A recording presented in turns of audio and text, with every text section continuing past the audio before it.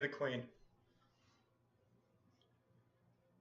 Hey, we're back. Welcome to The Rage here on Facebook Live and, of course, YouTube. YouTube is only podcast today, though, because technology sucks. But finally, no cars can disrupt this episode of The Rage, and I'm super excited about that. Yeah.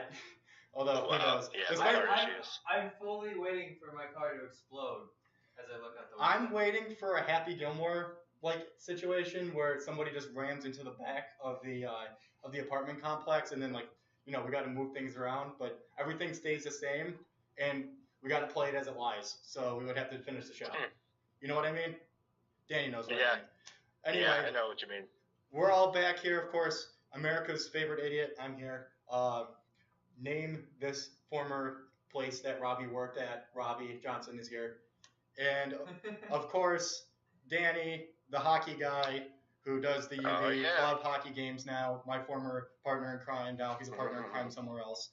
Not visible today, unfortunately. Yeah. But, Danny, how's everything going in the middle of nowhere? Oh, it's going fantastic. I got my Rasmus Dahlin jersey on. Too bad you guys can't see it, but... Yeah, Danny had this whole thing prepared for today where he was going to wear his Rasmus Dahlin jersey, only to find out that we're not going to be going live on YouTube today. So, poor Danny. Actually, I don't really feel too bad because he's a Rangers fan. Rasmus Dahlin super fan. Oh, no, it's pretty bad for the Rangers. It's Dahlin. We'll talk even more later. It's Dahlin. Dahlin. You got to say it like a European. It's Dahlin.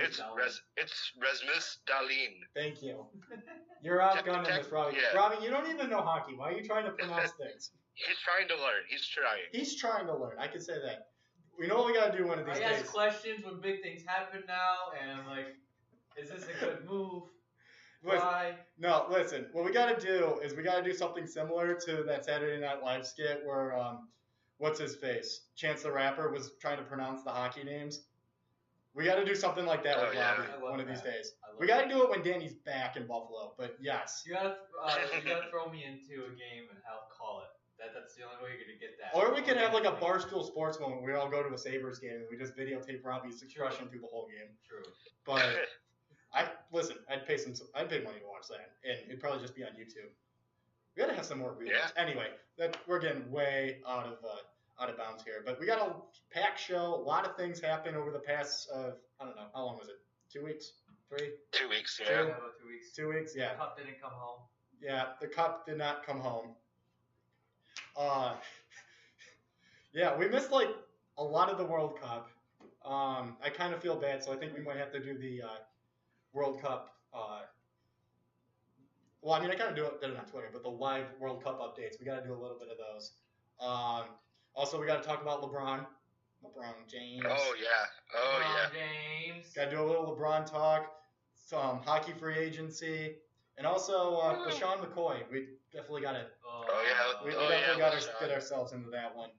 I kind of want to get this one over with first. I actually haven't read too much into the LaShawn thing. What I did see was utterly disgusting, and we can talk about that. But yeah. Okay. Yeah. Why don't I didn't as soon as I read. How about this? I don't even. How about this? To promise our viewers / listeners, because we have both today. Why don't we get through McCoy first, and then we'll talk about a lighter subject like Amherst Bear. All right. All right, but anyway, why don't we, we'll start first with the whole LaShawn McCoy situation. So basically, for those of you that have been living under a rock, there appears to be a woman that is allegedly best friends with his ex-girlfriend who posted pictures of that girlfriend being beat up because of him. There was also a post about how there was an animal abused, there was a child abused, he was taking drugs, and then there was performance-enhancing drugs. Basically, a fight-pool player. That stuff I didn't hear. That makes it even worse. Yeah, no, it's pretty bad. Now, LaShawn McCoy came out and denied all of it throughout the last few days, or the last day and a half now. Things have been leaking out about how there's been an eviction battle between him and the girlfriend, how there was a surveillance system that was apparently taken down and then re-put in without the girlfriend knowing, and then all of a sudden this guy comes into the house and starts trying to get jewelry back. We really don't know if there's a relationship between the two of them. Again, LaShawn McCoy denied everything, but there seems like there's a lot going on, and I honestly don't know how to interpret any of this right now. I'm just going to be honest. I mean, this sounds disgusting if all of it's true, But there's so much going on. I just don't know how to digest this yet. Yeah, well, that's kind of how I felt. I was really overwhelmed by all this stuff that came out of nowhere, and that's usually how it happens. It comes out of nowhere because it's behind the public eye. So, if it is all true, that's pretty awful. But that's a lot of awful things for a human being to do. I mean, his career is done if it's all true. Oh, absolutely. Yeah, I don't think there's any question about that. Do you think so, or do you think the NFL is just going to slap a 3-game ban? Well, I think if it was one thing, they might just do the 4-game ban. But there's a lot of things going on in that accusation, and if all of it's true, like, I mean, we saw Michael Vick get suspended a lot for what he did with dogs. So I mean, and that's involved in this too. So I don't know. But I am very skeptical when it comes to punishments in the NFL. They have done a poor job at coming up with set punishments for they've done an awful job. And so I'm not trying to defend LeSean in any way. I'm just saying I would not be surprised if he's still playing, even if all this is true, and he's still playing afterwards because of how poorly the NFL has handled this in the past. So, I wouldn't be shocked if that happened. Danny, how about you? Rule it out. I mean, what's your thoughts over there? Danny. This is it's just a lot to take in because, like he said, it did come out of absolutely nowhere. So from what we've heard in the past is Shady has all the character in the world, and so like this is literally out of nowhere. Yeah, and I think that because it's the NFL and because it's LeSean McCoy, I don't think I don't think his career is gonna be over just because it's the NFL and because it's him. I don't think the Bills will let the NFL take him out, and I don't think the NFL will let the Bills take him out just because of the vital role he has to the team. Like, it sucks to say. It really sucks to say that, but I just think that's the truth. No matter how much I want this to be like a situation like in the NHL, Voinov, he was arrested for beating his wife, and there are no teams in the NHL who are going to sign him. But you never see situations like that in the NFL. Like, we could go back to stuff like Michael Vick and just a bunch of Ray Rice. Stop forgetting about Ray Rice, Ezekiel Elliott. Who's that one linebacker for the Cowboys? How Ray Rice and Ezekiel Elliott with the burden of proof that there were against their situations, and how they didn't get larger bans than what they got, is that one kicker for the Giants. Yeah. Like, I really wish in this situation the NFL would act a lot more like the NHL and just not allow him to just play anymore.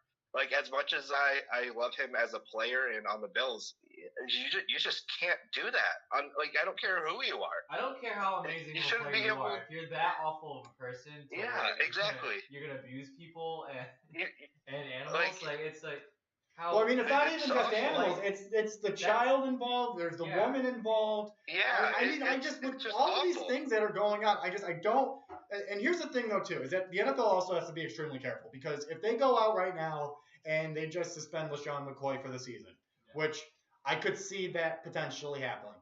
But here's the thing. You got to be careful because one is that there's the whole eviction thing, and we don't know what happened in that thing, and we don't know what rights McCoy had while he was trying to get his stuff back, and if that was an even authorized thing by LeSean McCoy. Because if that wasn't authorized by him, then that's the only perpetrator then would be the guy who broke into the house. But if he was involved in it, obviously LeSean McCoy did something extremely awful. But here, the thing about this whole thing, though, is that if they do something and they find out LeSean McCoy had nothing to do with any of this, then that's going to look even worse on the NFL because now you've just slandered somebody who did absolutely nothing wrong. And, listen, I'm not going to sit here and say, I preach the show, politics, no politics. But the one thing that I'm going to at least lasso in is that there has been some really good things in social media when it comes to a lot of the movements that's been happening with domestic violence and how it's trying to push a more initiative to stop a lot of it. And it's done a lot. It's done a very good job of raising awareness to it. But this would be one of the first casualties we'd see. I mean, Patrick Kane would be another one that would be in this category, that you would take somebody who didn't do anything wrong and turn them into a bad guy. And I just don't want to see that happen to LaShawn McCoy if all of this is false. Yeah. So I definitely, like, no matter what the decision comes to, I think right now the NFL is just best suited to wait, since everything right now is just, like you said, coming out of nowhere. It hasn't been tried or anything yet. Well, I mean, they are right now. I would wait. You got to at least wait. But here's see if there's any actual evidence that they can use to bring on a suspension. Well, here's the other thing, though, too, is that usually when you hear these domestic violence charges, the first places that they get information from are the hospitals and the doctors that, because they can tell this stuff from a mile away. Things don't look like they see everything. So they could be able to tell a domestic violence situation just by looking at the person. And, and the other thing, too, is that with the child and the accusations on child abuse, teachers are supposed to be looking at children when they walk into the school every morning to make sure that they don't see marks or anything that looks bad on the child. And when they do something with animals, when they go into a vet's office, and she brought up the fact that the dog died from kidney failure. I mean, the vets are authorized to look for signs of domestic violence on animals. So there's a lot of loose ends when it comes to all three of these things and these accusations, because we didn't hear about the domestic violence happen first from a hospital or police. We found out from an Instagram post. We didn't find anything that, and even if, it could be true, and the bruises could be hidden for all we know, and we don't know. But we haven't had anything about that coming from any child protective services, from any teachers or anything. And we haven't had any vets come on record to say that there was an issue with the dog. I think the dog's name was Henny or something. Right? The dog came in and they saw obvious signs of beatment or maltreatment of any kind, and that was the reason why the dog had kidney failure. We don't know any of that, nor have we had any information on it. So that's why I'm very skeptical about a lot of this. But at the same time, it doesn't mean that it didn't happen either. I think the best. It's something the NFL has to tread lightly with, because you can't suspend a guy for a year and then end up it being that he didn't do anything wrong. Right. And right. Yeah. But it's a hard situation to navigate. It's not like where with Ray Rice you saw somebody getting their living life beat out of them in an elevator. Right. It's like you said, it's just from an Instagram post. That's the only side we have right now. So well, we have that, and then we have all this eviction paperwork that we really don't know what to make of any of this anyway. Because this has been going on for like a year now. How does eviction paperwork prove anything? The only thing that we know is that maybe there was a reason why the guy was in there, but that doesn't justify the fact that he was. If all that part was true, that he acted in the way that he did. That's where that draws the line. He's not allowed to go in there and start beating people up over stuff. That's against the law. Yeah. But if he had a reason to be at least in the building, I think that makes things a little bit more of a gray area on LaShawn McCoy. Because he could have easily just told the guy, listen, go get my stuff back. But he acted in a way that was inappropriate. And I think that would be more on his end if he had the legal right to be in there based on all the paperwork on the eviction notes. But we don't know about that whole situation. Yeah. All we know is that they were supposed to go to court on Tuesday, and that didn't happen for obvious reasons. That's all we know about the eviction. Which is why the only thing the NFL can do is wait, really. I don't think making any sort of bans or any sort of decisions like that is going to be any good right now until we know absolutely for sure that he was involved. But yeah, like you guys said, the only evidence we really have is an Instagram post. But which it sucks. That's the only evidence we have. It does this suck. actually happened. It does suck. Because you would want to think your law enforcement can get it in there in time. You'd want swift justice of some kind, and when because you brought up the Slava Voinov situation. The police were the first people to break the news of this whole thing, and we at least everybody knew what was going on. In this situation, we have no idea what happened. Yeah. Mm-hmm. For all we know, she might have not gone to the hospital on Monday night, too. That's the other thing. Yeah. We don't even know when she went in the hospital. All we know is the fact that she was a post, and it looks like that's her in the Instagram post. Yeah.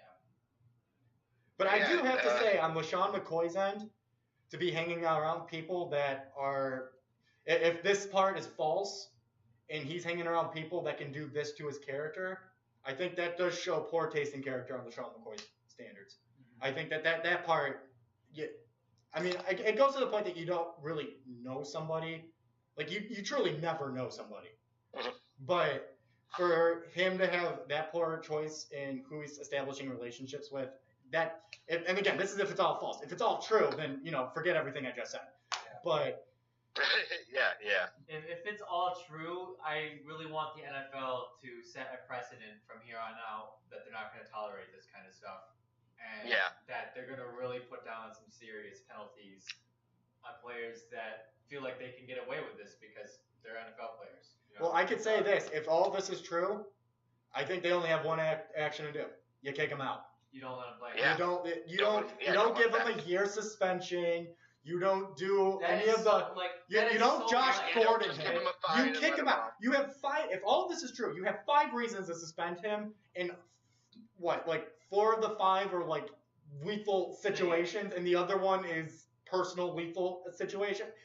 You gotta kick him out. If you give the dude a year suspension, oh no, he's a year without pay. He's already a millionaire and everything at this point, and you're making more millions once the year. You're giving a running back in his 30s a year off. Yeah, if anything, you're doing him a service. Kick him out. If all of this is true, the NFL aside, the Bills better do something. I have complete faith that the Bills are going to kick him off the team. If they find anything, and even one of the things comes out to be sketchy, he's going to kick. LeSean McCoy will not play for the Buffalo Bills if they find one thing. And I can prove that with the way that they've handled Richie Incognito. They are not putting up with any of it. They traded Marcel Darius, which he got in the news this week too.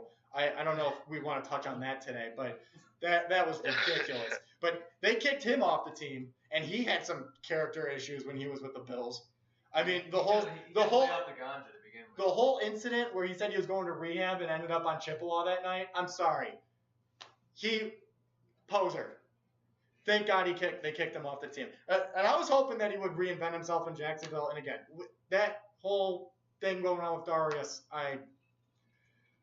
if that part is true about the first encounter with that woman, that is disgusting. But again, if all this is true with LeSean McCoy, I mean, I would even say if any part of it is true, you take your pick on what part, you kick him out. Things like this should not be allowed from an NFL player. It should be a privilege to be in the NFL, and if you're going to do awful things like this, I don't think you should be in the league. These are people that are role models. These are people that are role models for 5-year-olds. My 9-year-old brother has a LeSean McCoy jersey. Exactly. I actually, when this news broke, I actually texted my mom. I told her, you don't let him wear that jersey for a little bit. It's literally a PR nightmare to be able to say, oh yeah, we got a guy that's he can beat up people no problem and be abusive, but he's on our team. Yeah. And you should idolize him. And not for nothing too. I think we should bring up the point just like him, that was it last year or the year before there was the issue with LeSean McCoy and the police officers. I don't remember. And there was a Philly bar or something. He got into an altercation with a couple Philly officers. I think I don't remember the whole story. I think there was a little bit of baiting going on in the officers, and there was a really poor temperament on LeSean McCoy. Both of them were really at fault with that, but. I mean, again, you truly don't know somebody, and all we can really do right now is... you put up different faces for different situations. So that's true. As a fan, you're never going to know a player or a music artist or a politician by who they really are, because you put up a face for your fans, you put up a face for your parents, your friends, and then there's a whole other face just as you as a person that no one will ever know. Right. So we will never know truly how somebody is just from seeing them on a TV screen, every Sunday. Right. Right. I feel like we cut off. You can learn as much as you can about them from different media outlets and stuff about how they have character and stuff, but like, you don't truly know who they are as a person. I feel like we cut off Danny a few times. Danny, what were you gonna say? No, it just really nothing that you guys haven't already touched on. Just if this is true, he shouldn't be even allowed to get any sort of job, let alone being in the NFL. Like it shouldn't. I don't know. I have too much to say. Well, hey, this is the place that you're supposed to say it, Danny. I'm sorry, this is the place you're supposed to talk about this. I think what he means is he has so much to say that it just can't come out. Okay. Because it's overwhelming. Okay, yeah. okay. Or maybe I'm it's just overwhelming. Awful, but yeah, it's I don't know, it's something to just pay attention to in the next couple weeks. We'll be paying attention to it here on the Rage for sure. Yeah, especially since we're in the area, so we'll know things a little bit quicker than most other places. So that's for all of us international friends of the Rage. Is why don't we promised our viewers / listeners as soon as we got out of this, we'll talk about something a little more lightning, which I don't really think is too light at all. But why don't we get the most comprehensive coverage of the Amherst Bear, since we completely missed all of this while we were on our 2-week we can't drive cars hiatus. So why don't we start out with we'll start from the beginning. I have a story to tell. We'll get our reactions and we'll talk about the ending. So why don't we get to the happy stuff and then we'll get to the sad stuff. But what was it, about 2 weeks ago, there was a bear sighting in the Amherst, Tonawanda area, and it was a black bear. This has been the second time in 7 years that this bear has been spotted in Amherst, so we really don't know where this bear goes. In between, I think there's definitely like a wooded area. He probably hangs out somewhere in the southern tier and just hangs out for a little bit. But he made his way up. I think he was just getting a little too lonely down there. He wanted to pop back up to civilization, so he made his, I don't know, what do you want to call it? He appears more than the World Cup. So he made his transition back up to the North Towns, and he made quite the appearance, I would say, as everyone started snapping pictures of him, rather than call the cops, like you probably should do in the first place. Take pictures of the bear roaming around. Take pictures of the bear next to a school bus. Take pictures of the bear in your backyard. So many great ideas to do with the Amherst Bear. It's fantastic. I love Buffalo. So quick, get close to the wild bear. I swear that you'll never see a place like Buffalo, New York. But anyway, so I have a story to tell about how I found out about the Amherst Bear. I was playfully playing with Robbie and Danny about this and telling them that I had a funny story and then proceeding not to tell them about it off air. But so I found out about this on Monday. So like I usually do on Monday, I get up early, I go for a run. I usually go running around this path that goes right alongside the 990, and there's woods, there's Ellicott Creek off to the side. It's a really nice run, to be completely honest. But, you know, I'm listening to the radio, and I'm going for a run, and they start talking about this bear sighting in Buffalo. I'm like, all right, whatever. I mean, it's Buffalo, this happens, whatever. Then they start talking about how the bear's in Amherst. I was like, oh boy, okay. We're fine. I'm like kind of in the woods right now, but okay, we're good. Then they start talking about how they first found it on 990, and I'm just like, whoa. But this bear is a little too close to me. I'm running. I'm next to the woods. There's a water source out to my left. I don't feel good about this at all. So I'm pretty much running. I still complete my run. I'm not going to sit there and let the bear tell me what to do.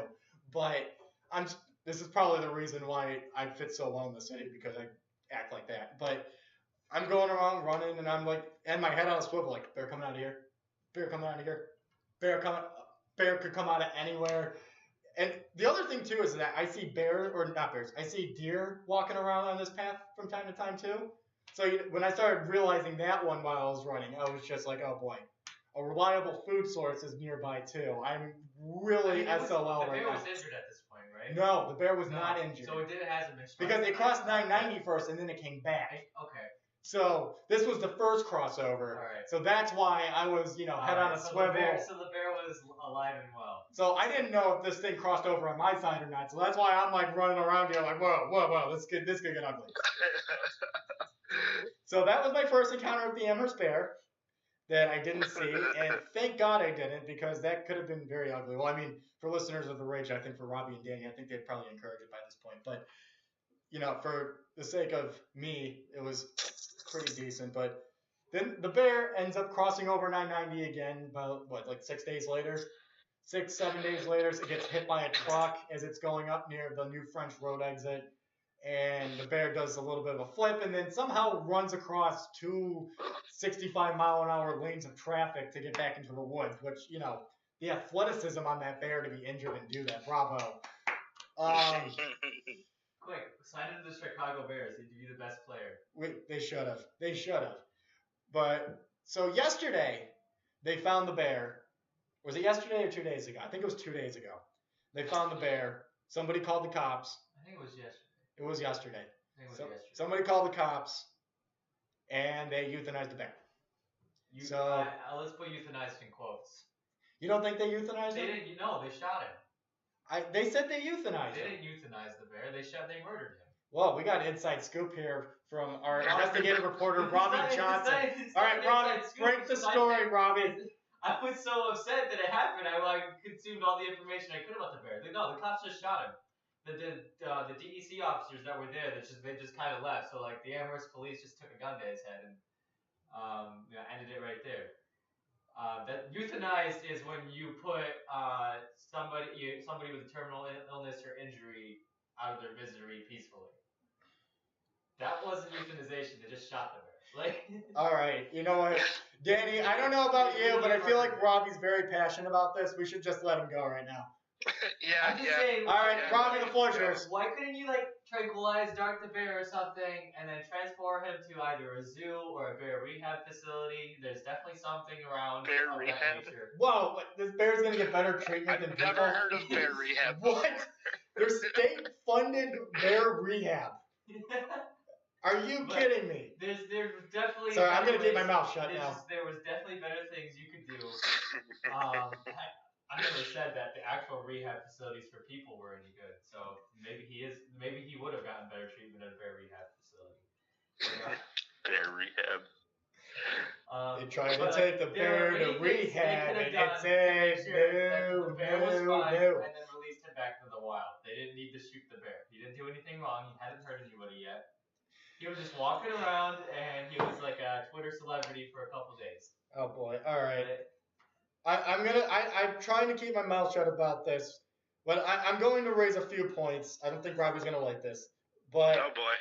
One is that, again, this bear is in a suburban neighborhood, or even if it wasn't suburban, if it was an urban neighborhood, I would feel very, very uncomfortable with this bear walking around. And tranquilized Arden.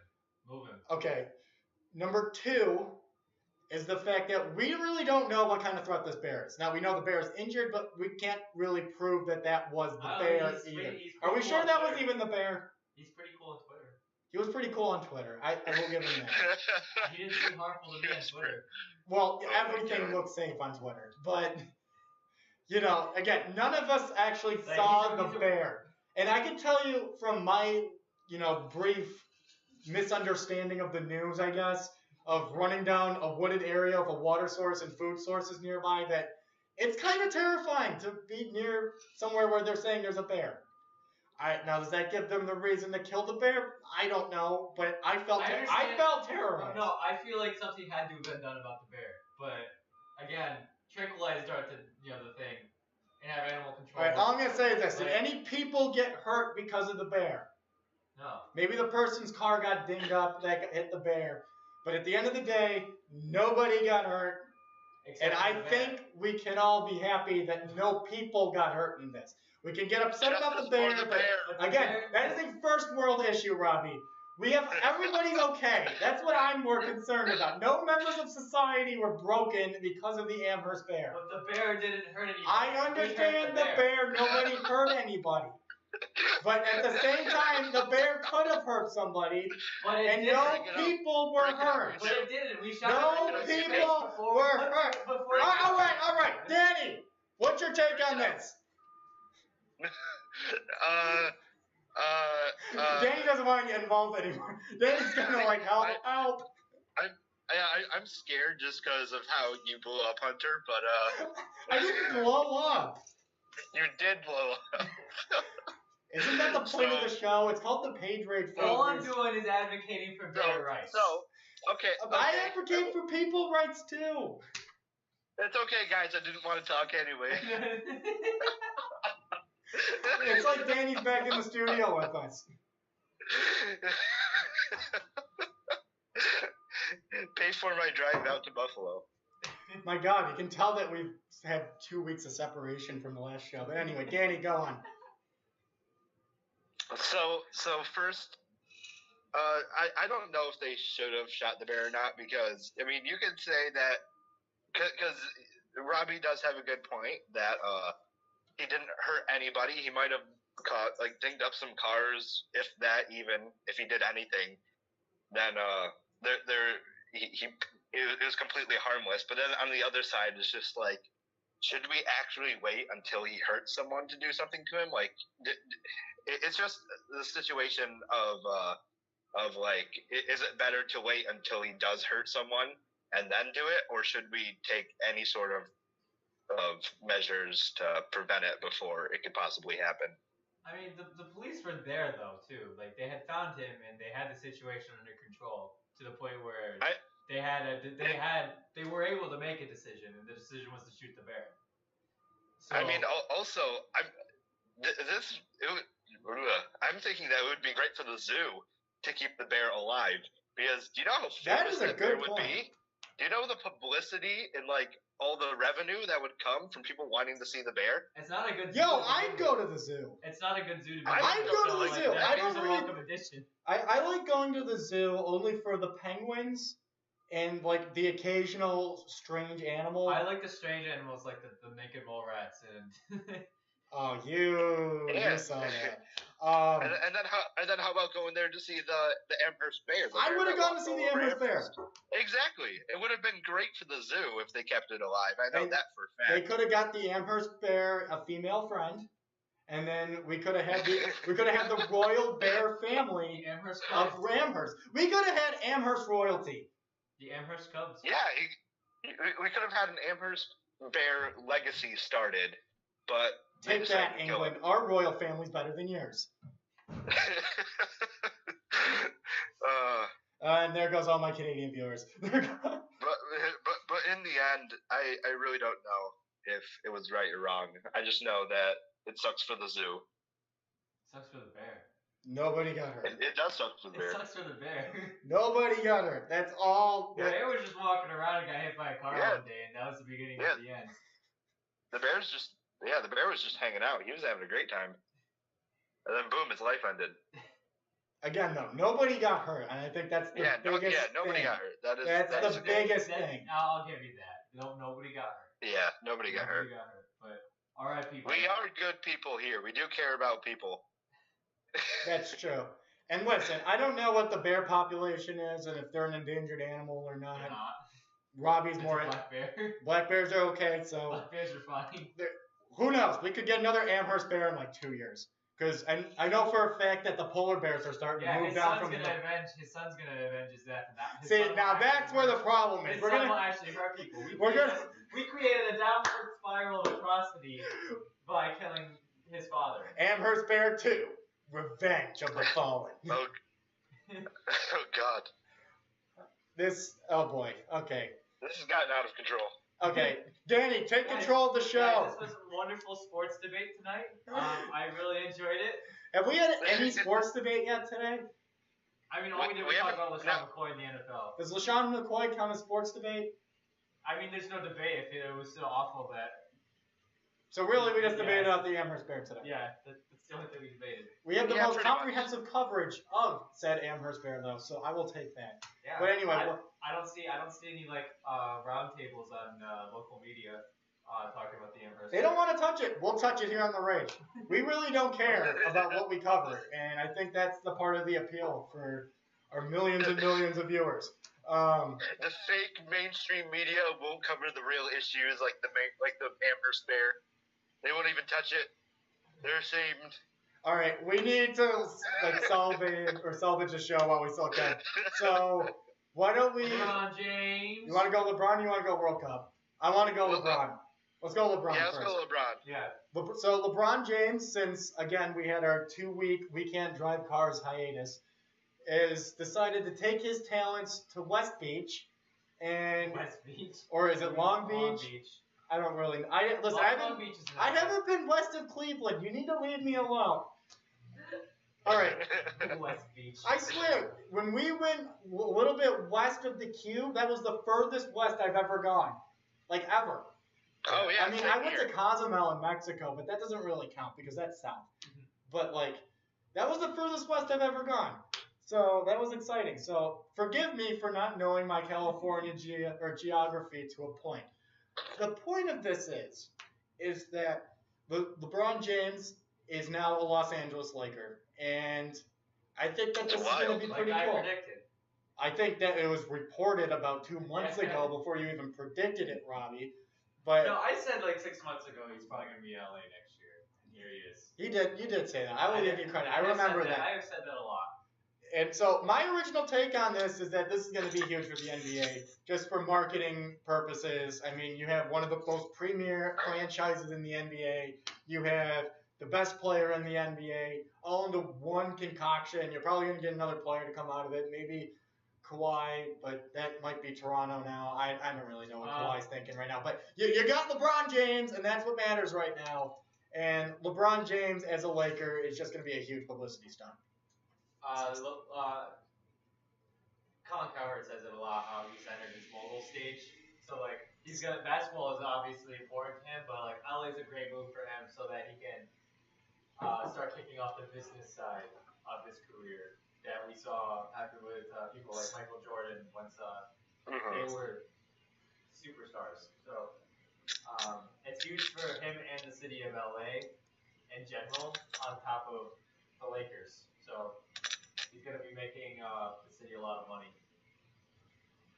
Yeah. Danny, give us your comprehensive NBA knowledge.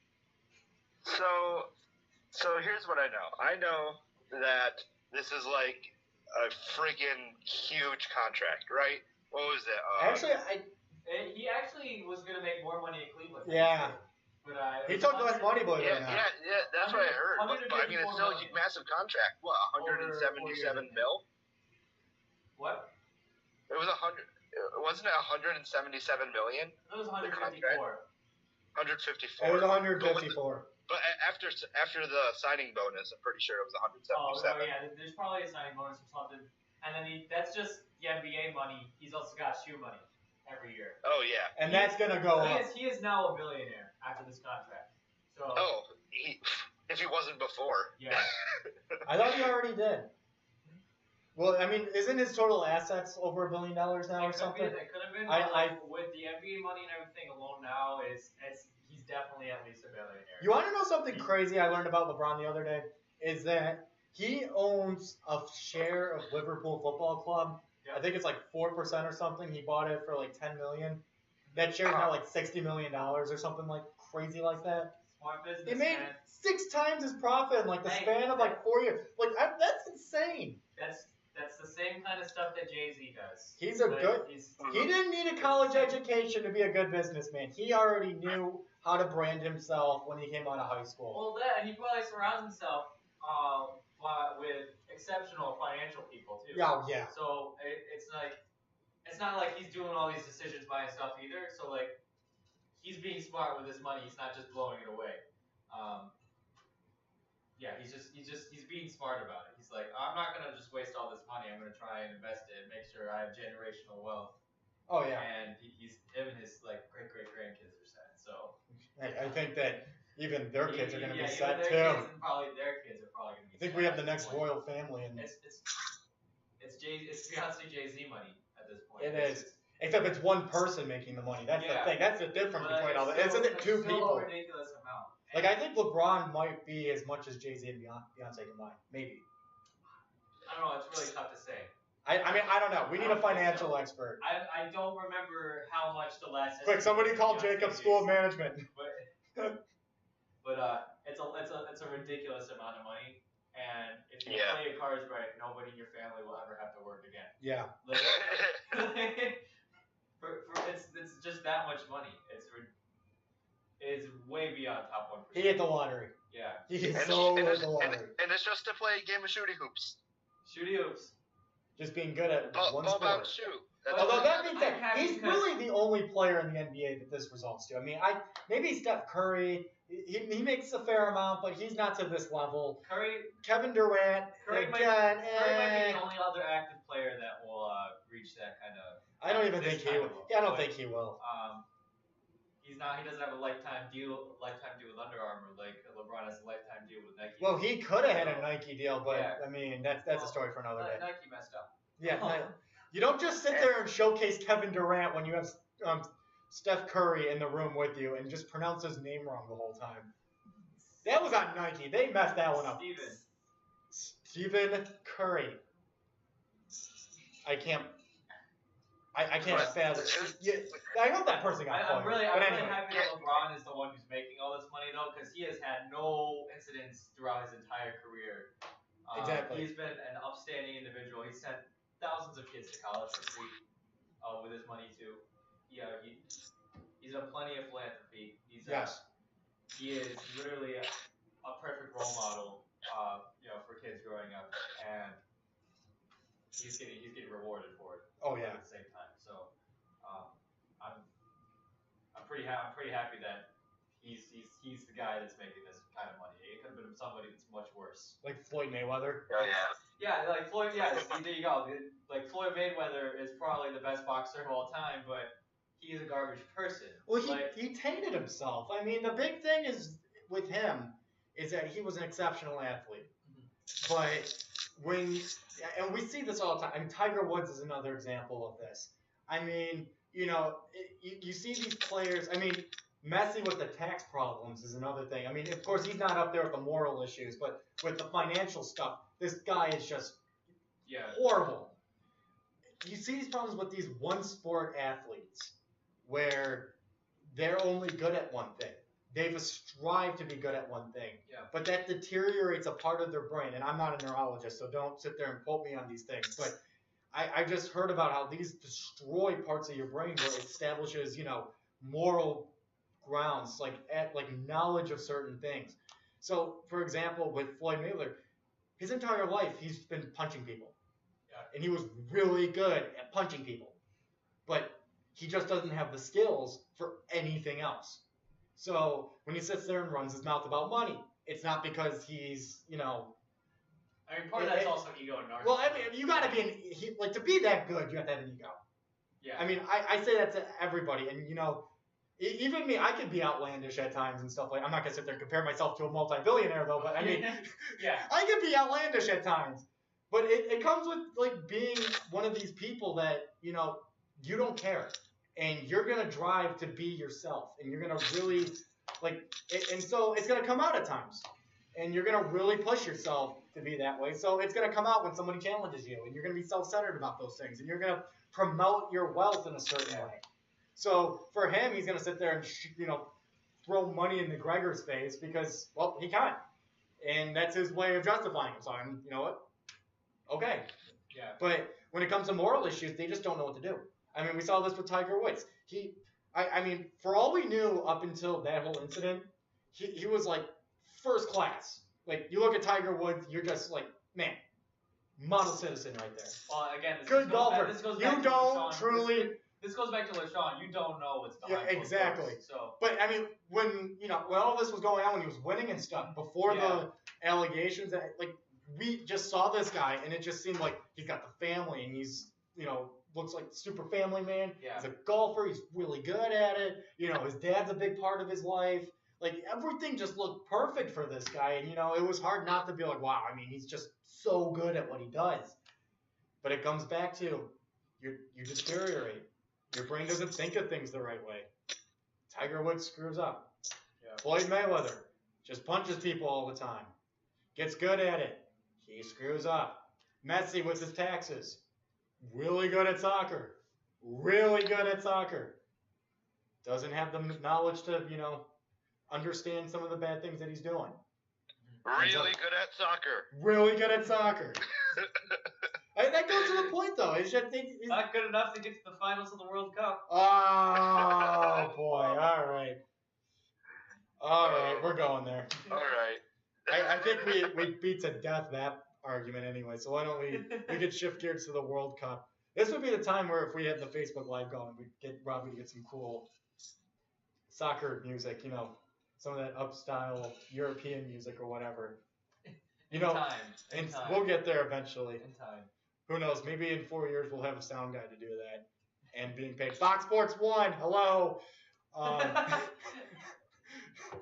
But why don't we get a little World Cup action in because, well, I think we were just about to the third games of group play since the last time we talked. Yeah, a lot has happened. And we have a World Cup final now. So here's what we'll do. Why don't we get Robbie's takes? I'm going to get all the teams, and then I'm going to sum everybody up in like a sentence. Why don't we do that? So, Robbie, give us your take on the World Cup so far. Really crazy. A lot of the favorites got downed. Yeah. Like I did not expect Croatia to be in the to be in the mix. Okay, hold on, Danny. Do you know where Croatia is? Probably. Where do you think it is? It's Eastern Europe. Europe. Exactly. Yeah. Continue. It's Eastern Europe in the same area as the Slavic countries. Oh, I just thought of an awesome remote idea, but anyway. I was surprised that Croatia was in the mix. England, comes out of nowhere with a super young team, and almost gives everybody a run for their money. They easily could have been in the finals. Mm-hmm. It's been a really cool World Cup, despite the U.S. not being in it. To see all the soccer powers not really be in the mix here, the late going, is pretty crazy. I really thought it was good. Like Germany and Argentina were like locks to be in the semifinals. Yeah. At some point, and that just never happened. So. All right, here we go. I'm gonna do a sentence for every team in the World Cup, or that was in the World Cup. I mean, essentially we had to say goodbye to 30 teams. It's almost like the Hunger Games, except a lot less lethal and no children are hurt. By the way, that was always one concept that I always got confused, is how the Hunger Games was such a huge hit, even though it's a movie about killing children. Did anybody else feel weird about that? I never really liked the Hunger Games. I wasn't a huge fan. I thought it was a little overhyped. Yeah. But it is, when you bring up that point, it's a little weird. Danny doesn't want to touch this, and I don't really blame him. Yeah.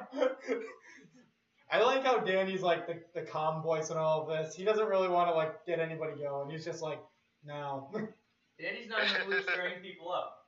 Well, I mean, he's already seen me, so he's just. I think I kind of scared him as soon He's as. already seen our strong opinions about a bear that was wandering around town. I think that's the closest we've ever gotten to a political argument on the Rage, without actually having a political. I think we had a political argument. No, we didn't. No, we didn't. For the purpose of the Rage, we had no political Let's opinion. start a politics show. Oh God, no. Listen. I can tell you for a fact, I'm gonna have everybody upset with me. We're not gonna go there. Anyway, here we go. Every World Cup team, one sentence. Tunisia. Barely even knew you. Sorry, Danny. Oh my God. Panama. Panama. That's it. Panama. It was fun while it lasted. Belgium. Not bad. You almost did it. Not bad. Almost. You guys did pretty well. Almost. So close. England. It didn't come home. It didn't come home. Oh my. Okay. I'm sorry. Hold on. I will give England credit though. Oh, I'm not. They're going to be in the hunt in the next World Cup. They're all really young. A lot of great pieces. England? They're gonna be fighting. They're gonna have a very puncher's chance at the final. You deserved every second of that. The way you are hyping up this English team during the knockout stages, especially after the penalty kicks, after the 2-0 game against who did they play? I forgot who they played, but everyone was off their rocker. What's that? Sweden. Thank you. That's right. Oh, it's coming home. It's coming home. You weren't even in the final. It's coming home. We're going to have our tea and crumpets, and it's coming home fine. Shut up. I was on your side until all of that crap started after the Sweden game. When all of you guys started swarming to your little square and had your pints of lager and were spilling it all over the place when you scored a goal. And listen, I'm not going to sit here and say that I don't spill beer when the Bills score a touchdown or anything. I'd be a hypocrite if I said that. But the way that you guys were throwing it around, it was almost like confetti up in the air. Listen, you deserved every second of that. Your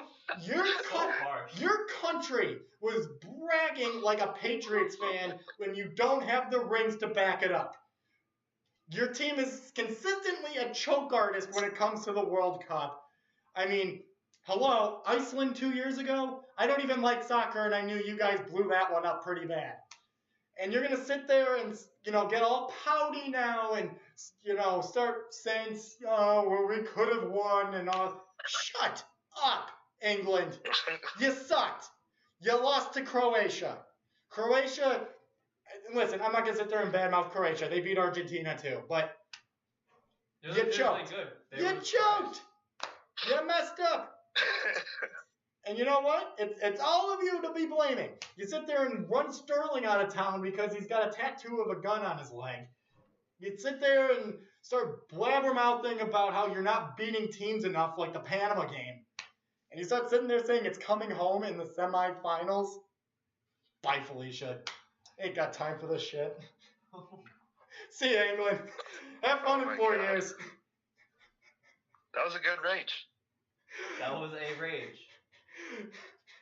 The weekly rage. I'm sorry. That pissed me off. They didn't win anything, and they haven't won anything since 1960. And you're going to sit there and start running your mouth like that? I was on their side, too. I was on their side up until the Sweden game, and then I just got sick of them. Like, I rooted for Croatia, and I don't really know how the political climate is in Croatia, and nor do I really care. And Robbie, don't tell me, because I really don't want to know. But I just, you know what? I'm like, I just can't handle this anymore. I'm going to take my chances with France. So, anyway. All right, guys, have fun. Good job, King Henry. All those goals. That's the other thing, too. They're comparing him to King Henry. Like, stop. Harry Kane had a good final. But where was he? Where was he? All right, I'm done. Colombia. I really wish you beat England. Senegal. Who? Exactly. You stole it right out of my mouth. Poland. I'm still upset about this. Japan. You did all right. You did better than I thought. Let's see here. Costa Rica. I don't like you. What? They're the United States' rival. I can't like them. Yeah. It's like rooting for the Dolphins. I'm not doing it. All right. Switzerland. I found out that you had players from other countries, and now I don't know how I feel about you. Well, that's just like how France has so many players from all sorts of, from all over the place. Can I get to France, please, in my one sentence? Brazil. You sucked. That's Brazil is definitely one of the biggest disappointments in the World Cup this year. Neymar's still flopping in my head, but it's whatever. Serbia. We tried. Sweden. You should have beat England. Mexico.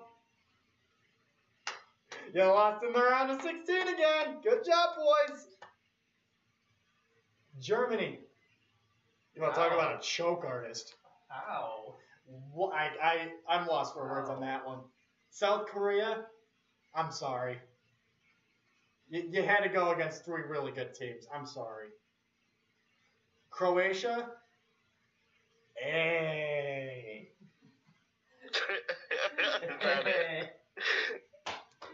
Iceland, I never thought the state of Wyoming could make it to the World Cup final, so good job. Argentina, cry to me, Argentina. Nigeria, okay, you had cool uniforms. That is true. They did have cool uniforms. Peru, I didn't even notice you were there. It was such a lackluster year for South American teams. I didn't even know Peru was in there. I'm not even gonna lie. I completely forgot the fact. All the South American teams we're not showing up this time. Oh, here we go. Australia, Aussie. No. No. France. You got players from other countries, but I like watching you play. You good. They're pretty good. You good, France? Denmark. Man, you had the chance to beat Croatia. Morocco. It's not easy with your neighbors. Spain. Ouch. Just ouch. You lose to Russia. Ouch. Russia had home court advantage though, so.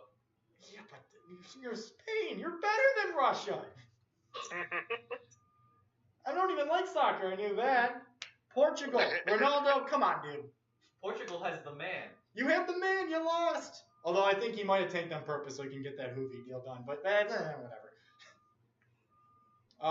Iran. You walked. Get that one? Got that one? Yeah, that was the second one.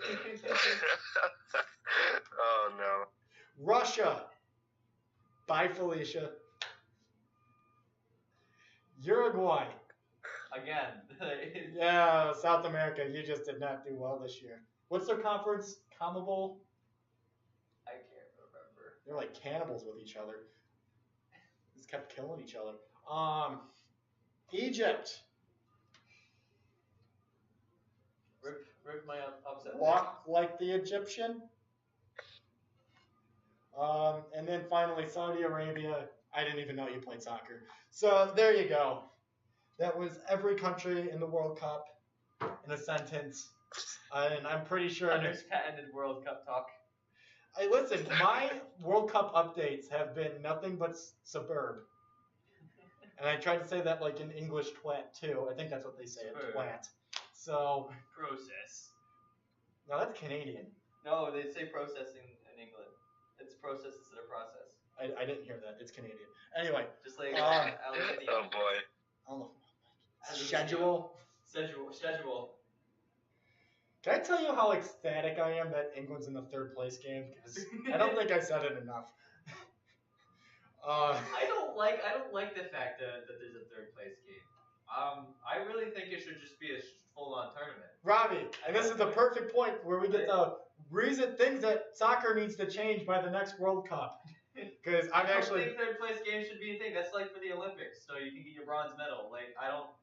What bronze medal you get in the World Cup? Yeah, it's just I don't. More importantly, what are you getting for 4th place? What, an ice cream sandwich or something? Congratulations. Which It's Russia. They get a bottle of vodka. That's true. No, but England doesn't deserve that. I'm just so hard on England today. They deserved it.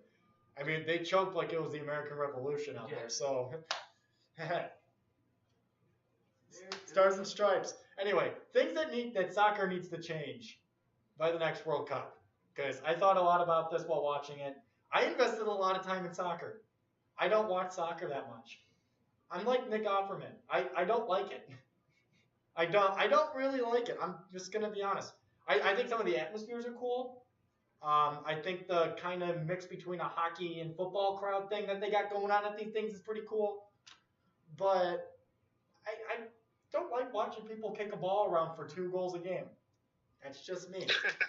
So that's why I thought. I think the low scoring is definitely a turn off for a lot of people. That's why I came up with rules that I want to change by the next World Cup. Oh, God. So here we go. Remove the offsides rule. Actually, I have an updated version of that. Not completely get rid of it. I don't like cherry picking either. They need to do it like hockey, where they need to have another 2 lines at what would be like the quarter, like half of the halves, so like the quarters. They need to have a line there, and they need to have it like hockey. The ball needs to cross first, and then it's fair game after. I like because that. I think a lot of more scoring can happen out of it. You're going to get a lot more plays in front of the net, a lot more of those jumbled up plays in front, because I like those. Like the few times that I saw that, which is probably like 3 times I saw it during the World Cup, where they're all bunched up to the net and they're trying to kick the ball into it. I love that. It's like the same as hockey. Like every 5 minutes when the puck is right in front of the net, they just try to like get it in, and the defensive side tries to hit somebody and everything. I love the chaos of it. It should be fair game inside a quarter. I can understand if you want to keep the offsides rule from anywhere else on the field. Yeah. But once you cross 3 quarters, you're in your offensive end. Anarchy. Straight up anarchy. I would like that. I think that'd be great because it's just like soccer would benefit a lot more from having more 4 and 5 goal games. Yes. Instead of having people show up and nobody scores and it's a draw. Well, let me bring it to you. Danny, what are the biggest complaints right now in the NHL? The biggest complaints right now in the NHL are, oh my God, it depends on who you talk to. There's a lot of complaints. But like watching the game, what don't we have enough of? Physical violence. And? Physical violence. And goals. We don't have enough goals. We don't have those like 6-4 games anymore. I miss those. It's weird because like in the early hockey days there were complaints that there were too many goals because the goalies were bad and they didn't know how to teach being a goalie. And now these games like being finished like 15-11 or something ridiculous like that. No, it was only like 7-5. Who says there's too many goals? It's like a baseball score. Which is why like the NHL is trying to like size down goalie pads and stuff like that. That's a brilliant idea. Have the goalies wear less equipment. Or they could just make the net wider. Yeah, whoa. That's a touchy subject. You don't want to get there. That's wild. That's But no, I think that soccer can benefit from having a hockey-like offsides rule. Absolutely. That's my thought of it. Yeah, I don't like the current soccer offside rule. Honestly, I don't like it. I feel like soccer would become even more popular if that was the case. Yes. Especially in the United States. What's it going to do too? Just add another line? I think it would accelerate the growth of soccer in the United States because you have a much more exciting product because there's more scoring. Number 2, the next thing that I want to change is the overtime. They need to completely rethink this because the overtime procedure that I've watched in the knockout stage, I hate it. I hate it. 1, if you score, you win. I think that should be the rule. Number 2, group stages should not end in a tie. It should be 7-on-7 for 5 minutes and then a 3-round penalty kick shootout. I think everyone would benefit from this. I think you need to have a winner. You can't have somebody tying. I hate the fact that there's ties. There's only 3 games, so hush up about the whole, but they're going to play so many games. If you make it to the World Cup final, you're going to play 7 games, all right? That's not too much to ask from a team that's in the World Cup to play 7 soccer matches. It's either that or they got to allow more substitutions. Oh, you can get another substitution at the, going into overtime. That's fine. But that's what they should allow. They should allow more substitutions so that people aren't running themselves dry by the time the World Cup is coming. But 7-on-7 for group stage soccer to get a result that is not a tie. I fully agree with getting rid of the ties. You just got to add more substitutions. You just got to be careful. That's all. To the World Cup rule. You just got to be careful. Next rule that I want changed. Let's go. It's still in the overtime procedure. In knockout rounds, I don't like spot kicks for the shootout. I think they need to have a running up where they put the ball at midfield. You can elect to have a goalie or a defender in the net, and you have them go at each other. Ball has to move forward. The moment that it moves backwards, it stops. Get one shot at the net. If it gets deflected, you're done. but a moving style shootout just like hockey. I would love that. MLS tried it once and it make it hockey. Just turn soccer into hockey with a much bigger arena. Yeah, just turn soccer into hockey. I don't get it. Hey, listen, I'm okay with the spot kicks for the group stages, but I think, when we get to knockout round, I think we need to have a little more soccer in there. Let's just have the soccer players play on ice and turn the ball into a puck. Man, you guys are being brutal with me today. My God.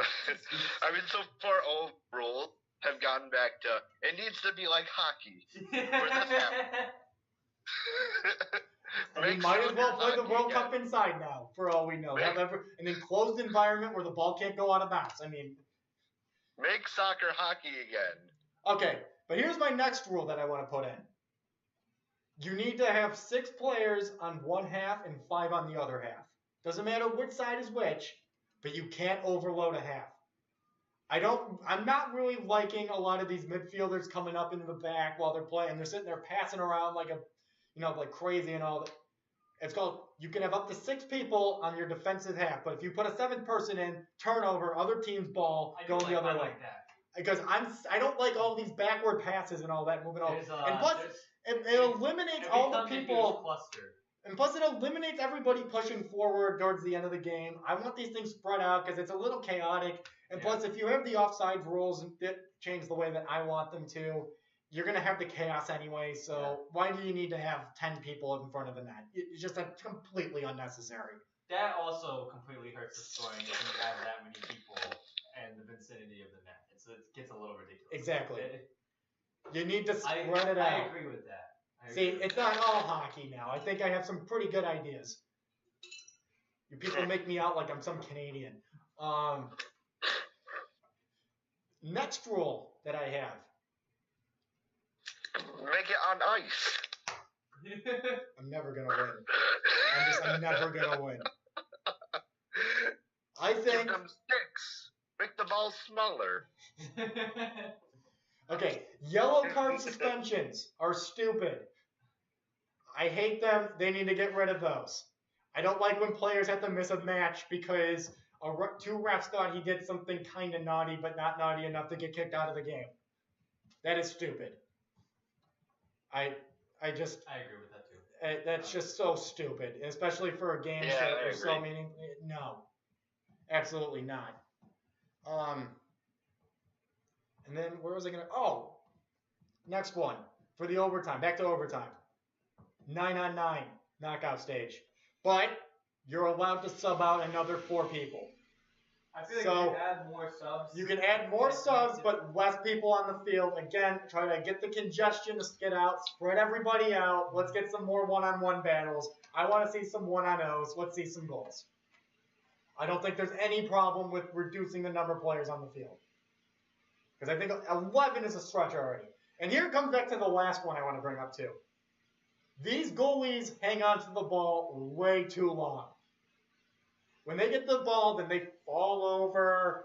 Then they have to do some routine where they're yelling at people. They're just trying to run up time if they have to leave. Oh, we'll get to that. Goalies, and I know the rule is 5 seconds. They need to have 5 seconds. They need to start enforcing that rule like crazy. You have the back or the back judge or official. You do it like you do on the backcourt violations in basketball. 1, 2, 3, 4, 5. Check to see if he's got the ball. Ball. No.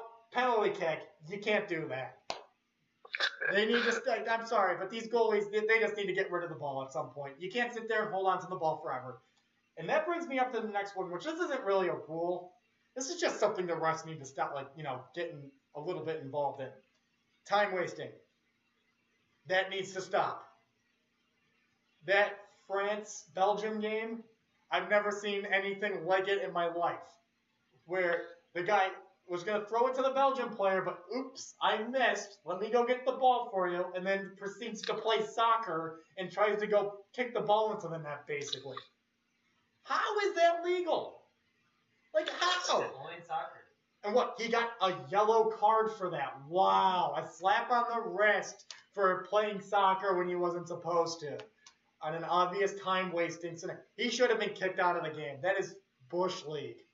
Listen, if you want to take a second to hand the ball off, fine. You see it in the NFL all the time. When it's inside 2 minutes, a ball gets kicked or, a defensive player hits the ball. All right, fine, whatever. If it's going to take like 2 seconds to pick up the ball. That whole ordeal was like 30, 45 seconds. By the time that the ball was out of bounds and the ball got back into play. How is that legal? They need to stop the clock in soccer. They need to stop the clock. Like, I don't see a reason why they have to keep that thing running. But stoppage time, though. Oh, so the only person on the field that knows how much time's left in the game is the referee with his little magnificent watch?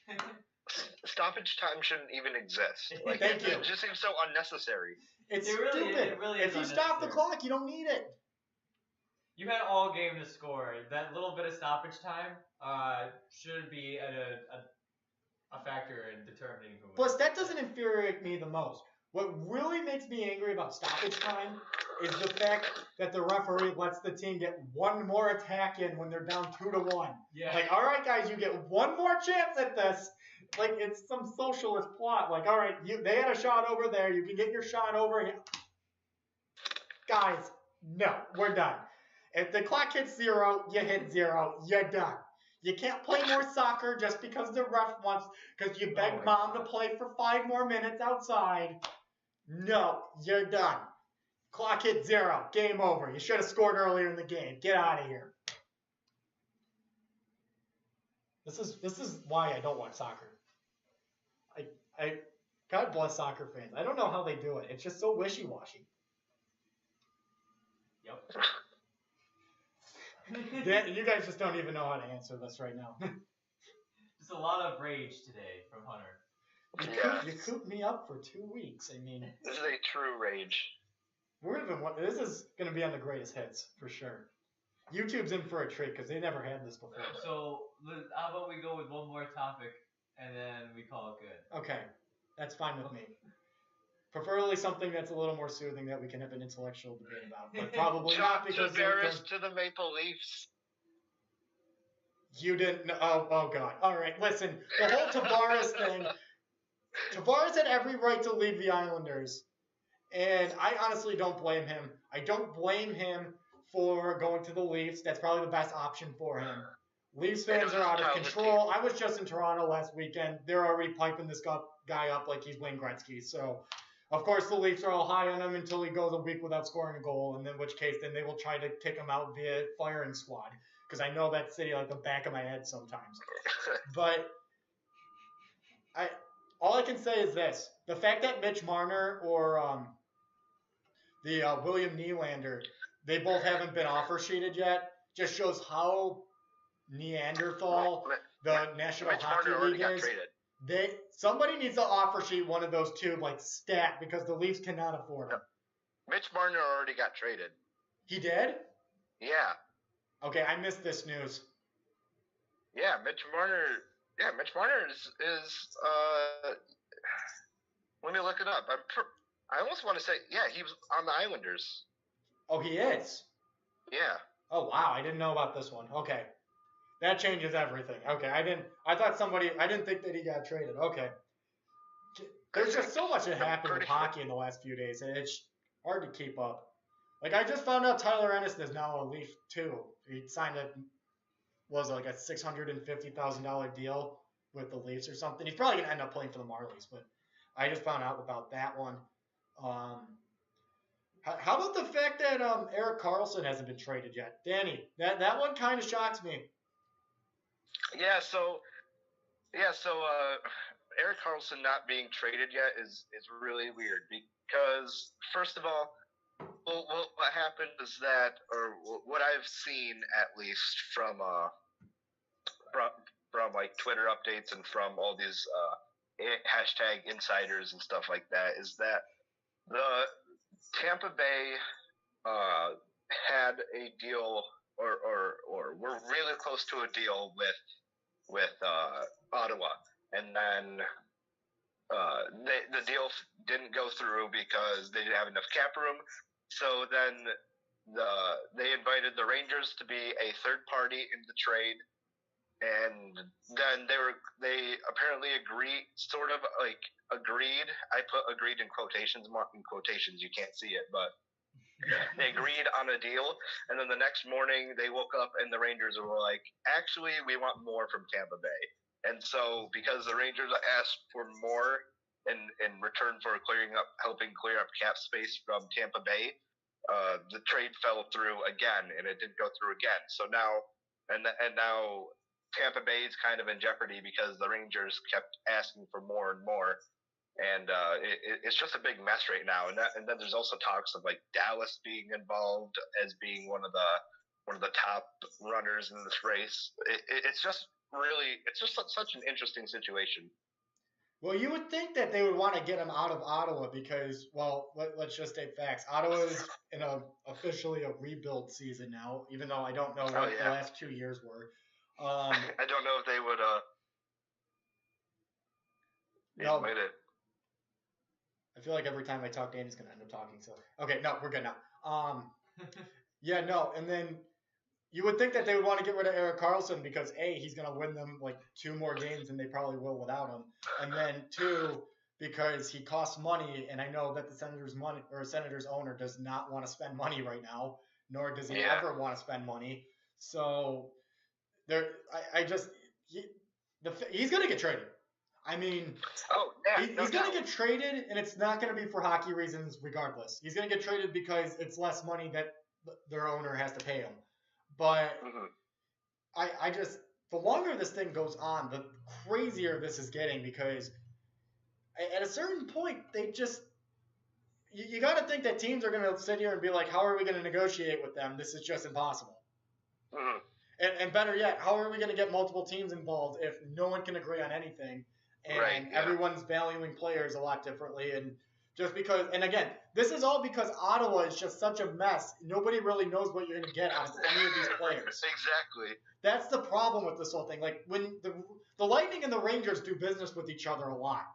They know what each other has, and they don't have problems trading with each other. It's Ottawa that's the problem right now because all of these players that are being thrown around, nobody knows how good they are because, frankly, they don't win games.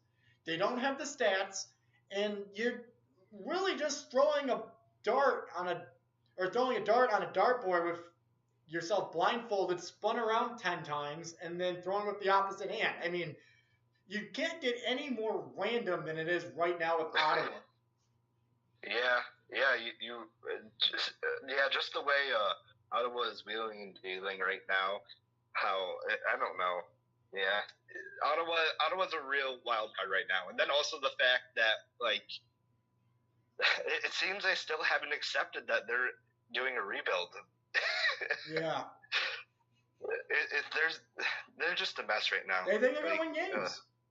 Yeah. They are convinced they're going to win. Well, I don't know how much of it.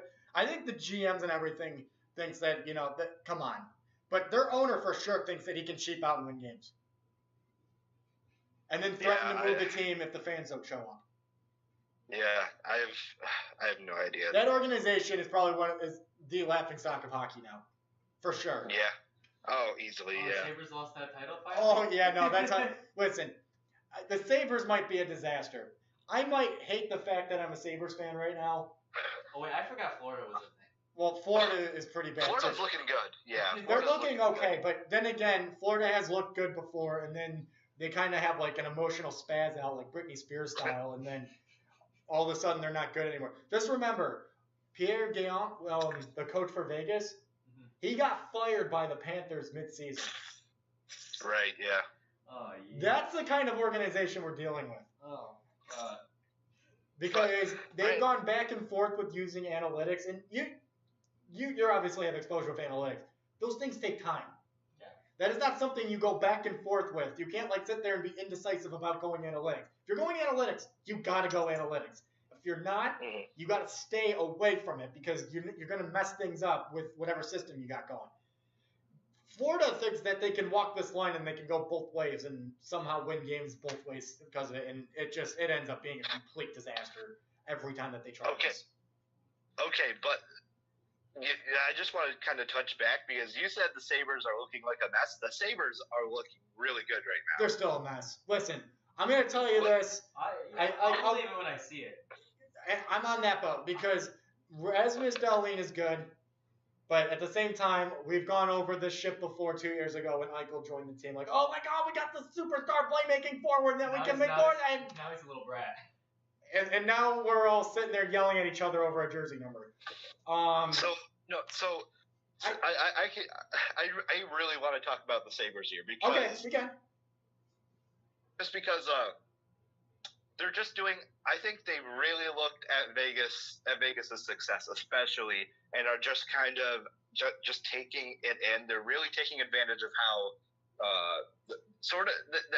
they're really adapting to the Vegas style of building.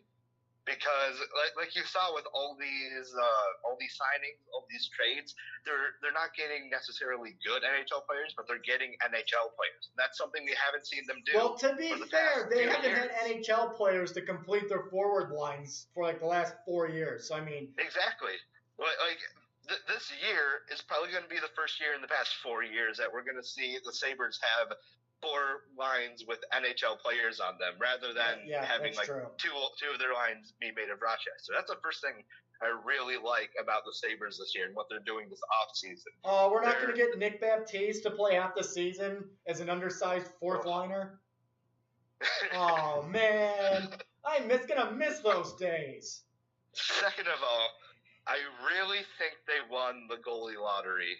Yes. In the free agency. I agree with that. That goalie Carter Hutton is going to be so good. Remarkable. That was I think that's going to be so good for them. He's already proved himself to be a consistent goalie, and that's really just more than anything we ever got with Robin Leonard. We just need consistency, and we can build off consistency because then we know what to consistently build around.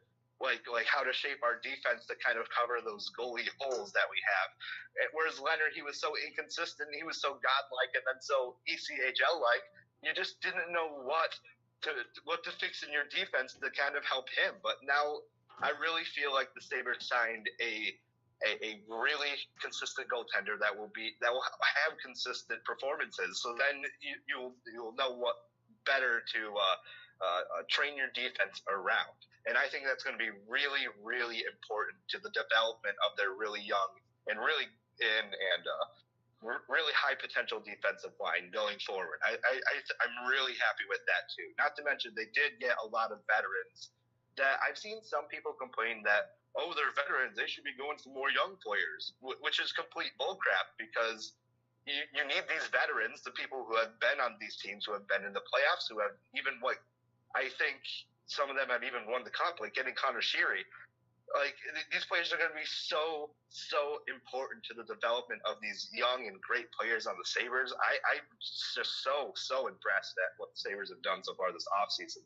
Well, Danny, you brought up 2 good points in that one. The first point is that they're going older in spots that they need to go older in.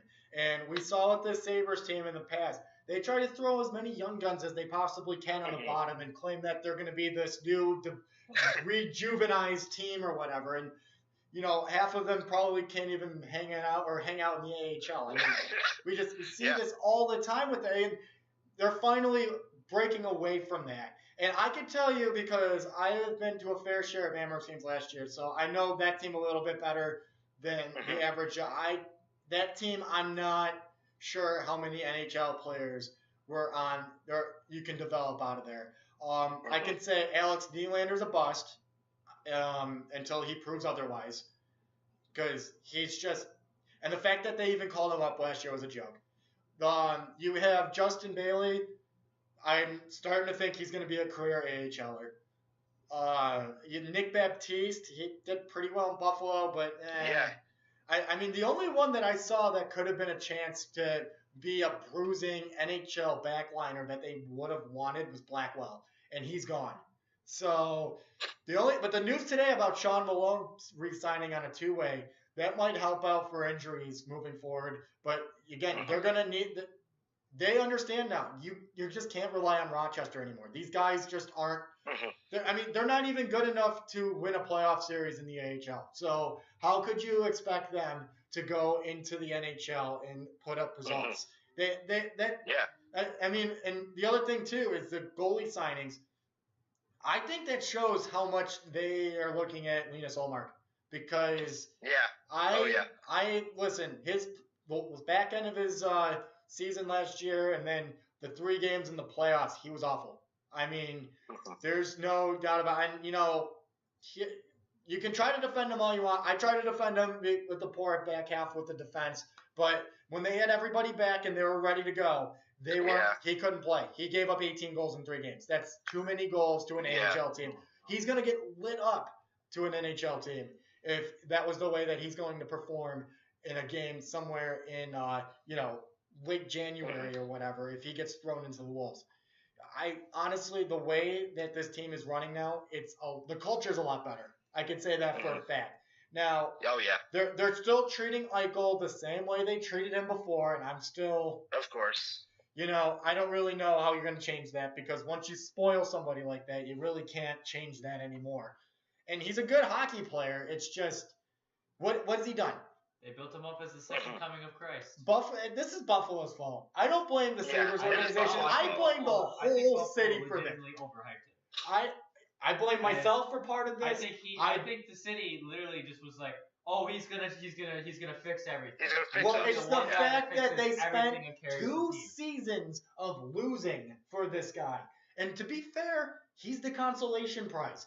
McDavid was the pie in the sky, the guy that was supposed. They didn't get McDavid. They got the consolation prize, and then they started hyping him up like he's McDavid. And I'm sorry, but Austin Matthews is better than Jack Eichel right now. I mean, that's a fact.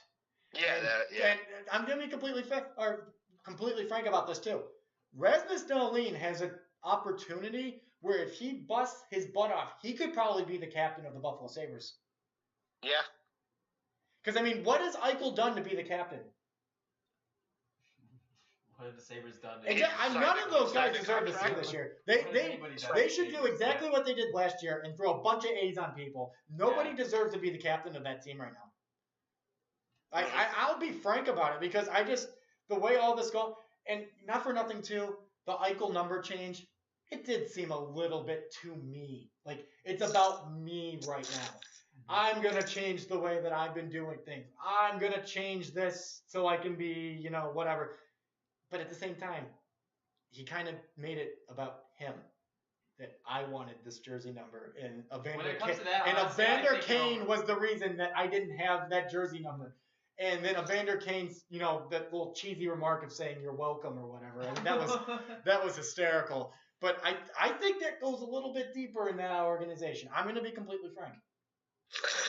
Yeah, and I think it could be another sign that the culture is going to change. I mean, I'm not saying for sure that the culture is going to change, because obviously we never know with the Buffalo Sabres. We don't know what really the issue is, but just the fact that maybe Eichel having this kind of shot in his mind and having the sort of edge against Evander Kane going in the future, having Evander Kane out of there, maybe that in general going into this next season, not having Ryan O'Reilly there either. Maybe I don't know.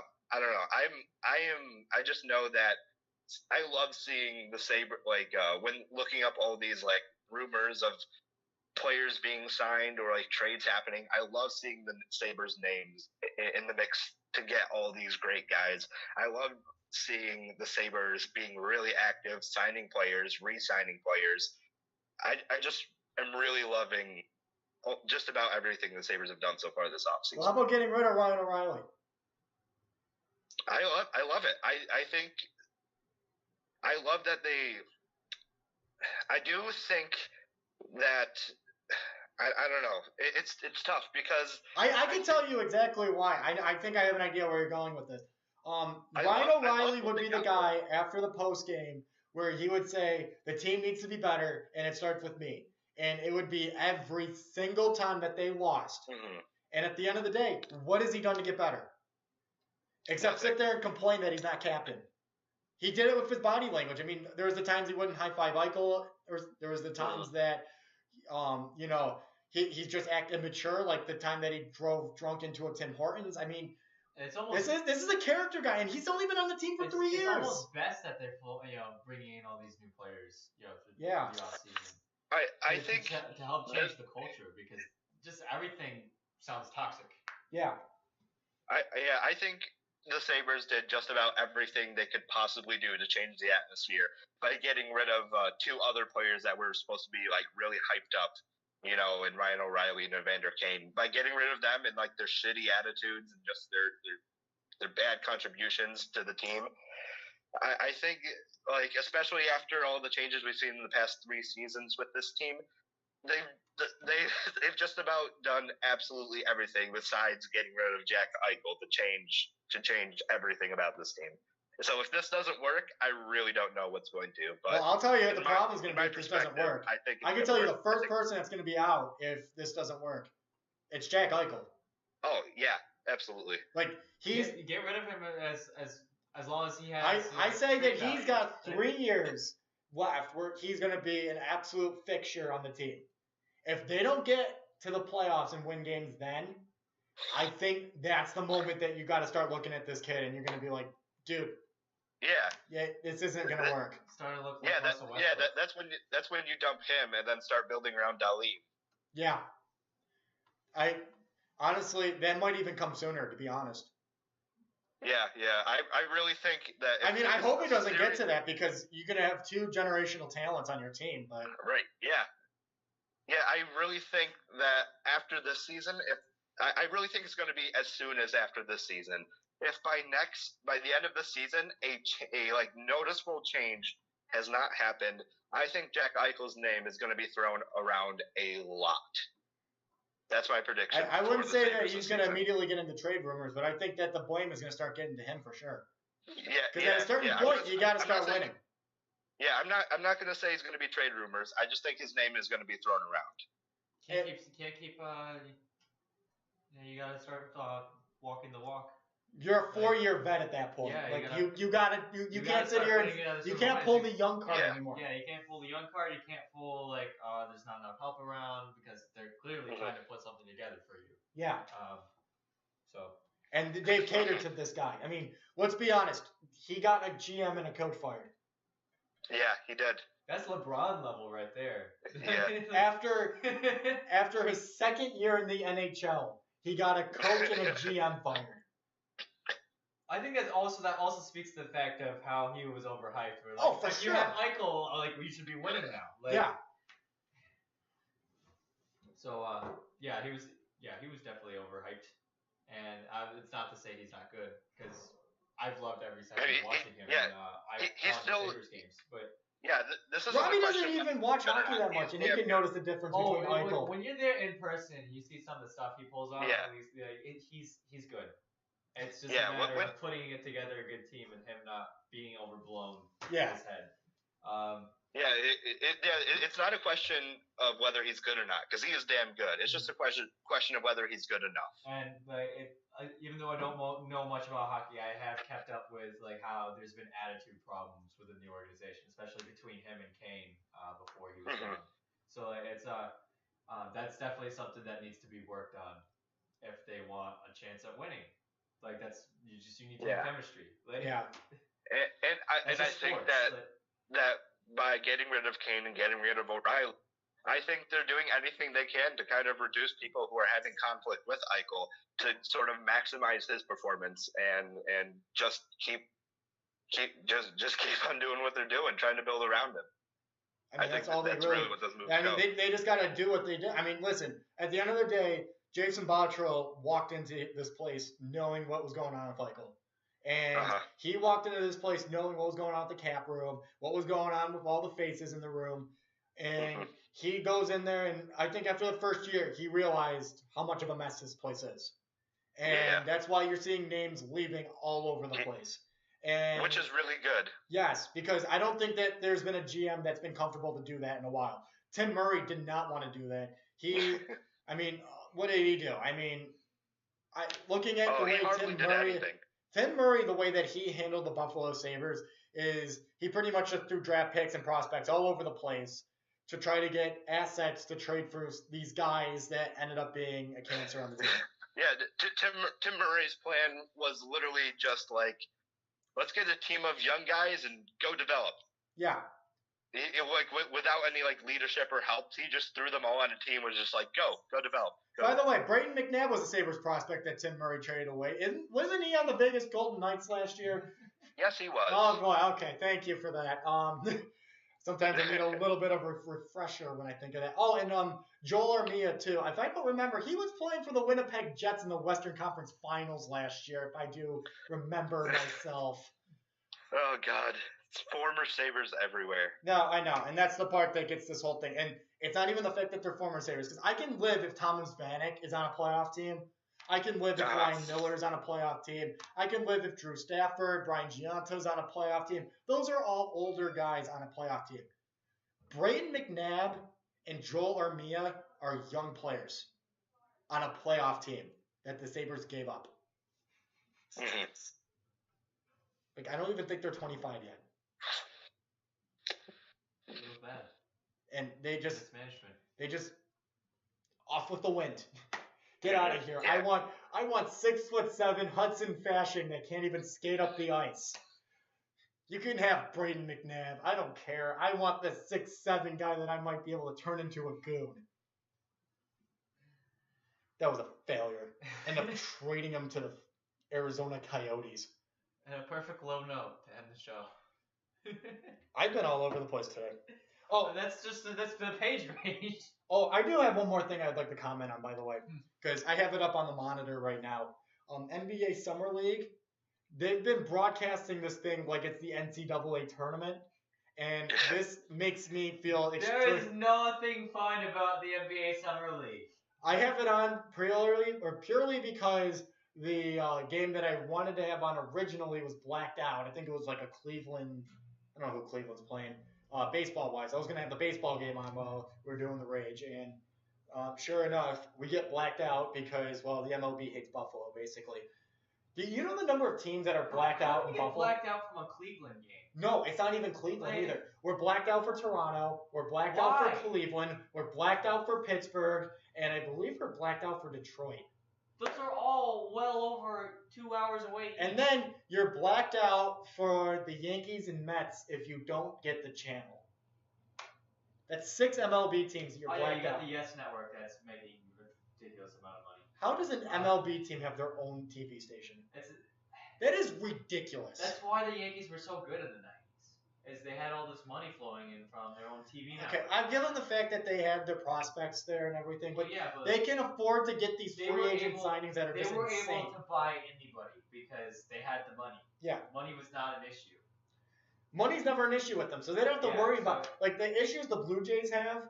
Well, I mean, the Blue Jays are a poor example because they got Rogers' money. Yeah, they do have money. I'm trying to think of a small market. The Marlins. Yeah, the Marlins are a perfect example. Yeah, they don't have Yankee money, that's for sure. They have money? The money they had was get rid of Stanton so we can keep the $35 million we have. Oh, who are we going to give them to? Oh, the Yankees. Fantastic. Baseball needs a salary cap. This is getting honestly control. It'll never happen because the Players Union finally has an own cap. It needs a salary cap, but at the same time, I'm not a fan of salary caps because I'm all for players getting paid a ton of money. There needs to be a proportion of money to a cap. So I don't know what's the best way to describe it. Let's say you want to pay somebody $200 million. Cool. But there's still going to be a set percentage of money you can only attribute to a cap. So, as long as they make it fair. So still pay them a ton, but make it a fair salary cap. Yeah, as long as they make it fair, I don't see what the problem is. Yeah. And the issue would be if they start pigeonholing teams, so they're only the Red Sox, Yankees, and Dodgers can afford the top teams or the top players. But I'm okay with that. I mean. Yeah. They just got to do something about this. This is honestly getting out of control. The Yankees are going to get Bryce Harper next year. They're going to get Bryce Harper. If they get Bryce Harper next year, 4 World Series at least in the next decade. It's going to happen. I prepared myself for it. 4 World Series in the next decade. I've already given them 2 in the next decade for what they have right now. That's a little generous. I've watched them play on Sunday. I'm not 100% convinced on that. They're gonna win. They got 2 really good players, and they got a good pitcher. But after that, but if they get Bryce Harper, then it's over. They get Bryce Harper. That's a third bet. a third of your lineup's going to be stacked. I don't see anybody can go around it. Listen, when I was at Rogers on Sunday, imagine putting Judge and Harper together in cleanup on the lineup. Listen, when I was at Rogers on Sunday, and when Stanton and it was Judge and Stanton in the lineup, you hold your breath through those two batters. Like, usually it's like, all right, you can get this guy out. Get this guy out. You throw him out. Like, get him out. When those guys, oh, man, how are we going to get through this one? Okay. Do you pitch away from him? Do you walk him here? But then here's the thing. After the first one, it's the same thing right after. Like how do we get through Stanton now? Like, just imagine like a Stanton, Judge, Harper, 3-4-5. How do you get through that? Like it's even hard to just get through the first inning because like one of them's a 3-batter. Yeah. And then you gotta get the next 6 guys out. Yeah. Basically. That'd be dangerous. Oh my, that's hurting me right now thinking about that. MLB's got a serious attendance problem though. I can say that. The attendance is definitely it's awful right now. It's god awful.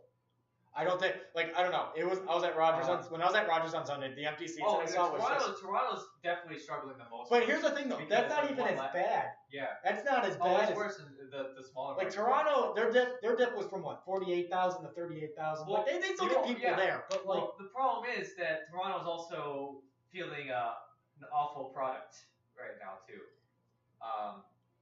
They're straddling the line of should we rebuild, should we keep trying to compete, and it's losing interest because of that. So it doesn't help that Tulo and Donaldson. But it's definitely worse in different places around the league. MLB is having a serious attendance problem, even though they have the TV dollars. So there's a lot of comparisons you can make with them in NASCAR and how there's different parts of the sport that are hurting. We're gonna see smaller parks soon. Yeah. I don't think that some of these places are gonna be too big to maintain. We're gonna start seeing smaller. The problem is there's too many games. If there's such a huge supply and not enough demand for these giant ballparks. So yeah.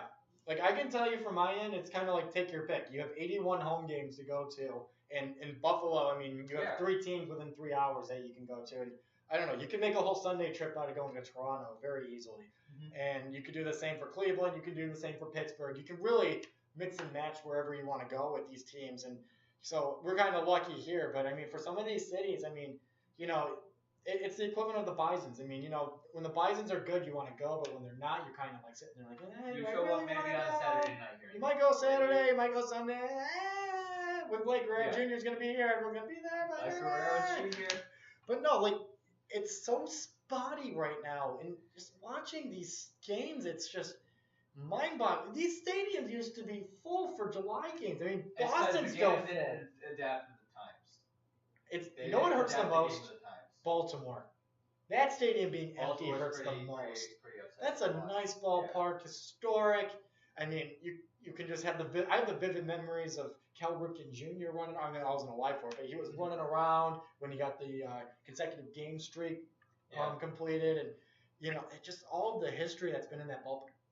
Nothing. It's just an empty place where you have spotty orange dots. Gotta make the game more exciting, and people will come back. We're in an age of low attention spans. We live in 140 characters or less at this point. Well, it's 280 now. Yeah, 280. That's right. They bumped it up. But it's been hard even for perennial powers and college football and basketball programs to have solid attendance numbers. Yeah. It's a football program like Arizona has people half the stadium leaving at halftime right now. It is not a good time to have a game that spans 3.5 hours or more, depending on extra innings. It's you gotta figure out a way to shorten it up. I think the tickets need to go down too. And ticket prices also are outrageous. I get my tickets on StubHub, so I got to Rogers for $20. And this is why the NBA is doing so well is that the game's much shorter. There's always something going on. It's much harder to watch a baseball game. I don't know. I spent $20 for a ticket at Rogers, or no, I'm sorry, $20 for all the tickets at Rogers because I was getting them for the group, and then we had over. But honestly, when you look at some of these ticket prices, I looked on the Blue Jays website, my ticket alone would have been $35. Yeah. That's insane. I mean, obviously it's Canadian dollars, so like it probably would have averaged on like 27 or something. It's still too much. When realistically a 300 level ticket for the Blue Jays should be. Well, I mean 500. Oh yeah, yeah, that's right. Because there's three tiers. It's a big stadium. It's that big of a stadium. But like even like a nosebleed ticket really shouldn't be going for that much money. It should be going for like 10. Well, I mean I splurged a little bit. We were right on the edge. Oh, okay. We got. Well, but like if they were doing good this season, it'd be a lot more money than that. Yeah. So. But I mean, I could have easily gotten in there for like, just paid $10 for all the tickets. Yeah. Like I could have easily done that, and against the Yankees too, of all teams. Mm-hmm. Yeah, it's but there's definitely a huge attendance problem. We're seeing it with a lot of the other sports that span too long. The NFL too. The NFL's having their own problems with it too. Have you seen San Francisco the last couple of years? They have fans.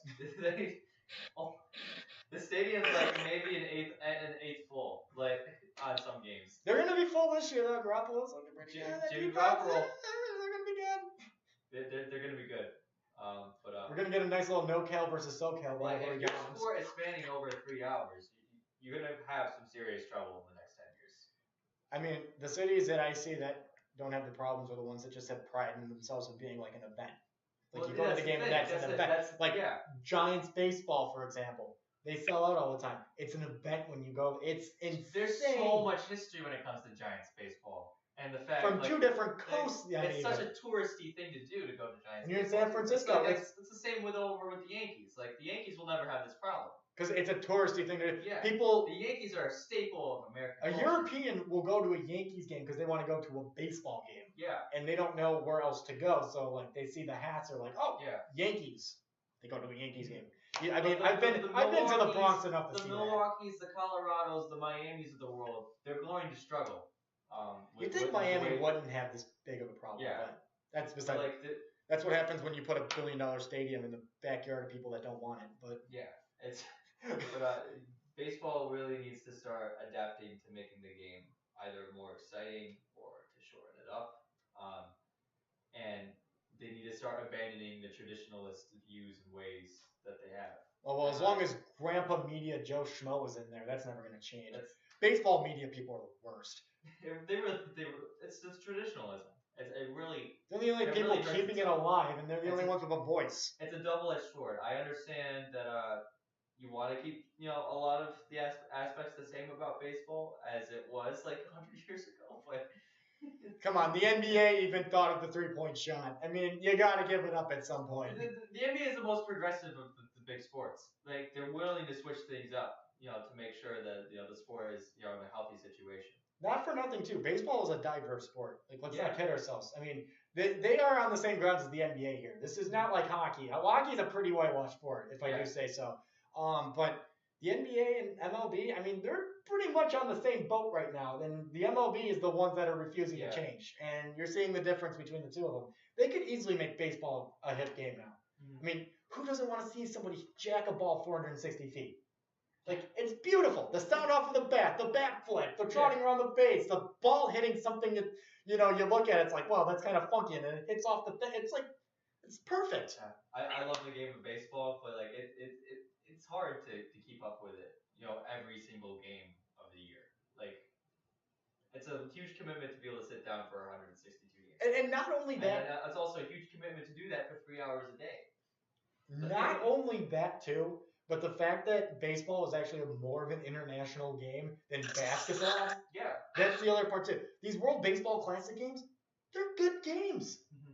This is not like when, the U.S. goes into the Olympics and have the B team in there and starts slaughtering half of Europe. I mean, this is, this is a sport where it's spread out. There's good players everywhere. I mean, there's American good players, there's Mexican good players, Japanese good players, Venezuelan good players, Dominican Republic. They're a small island that has, everybody's good at baseball there. It's crazy.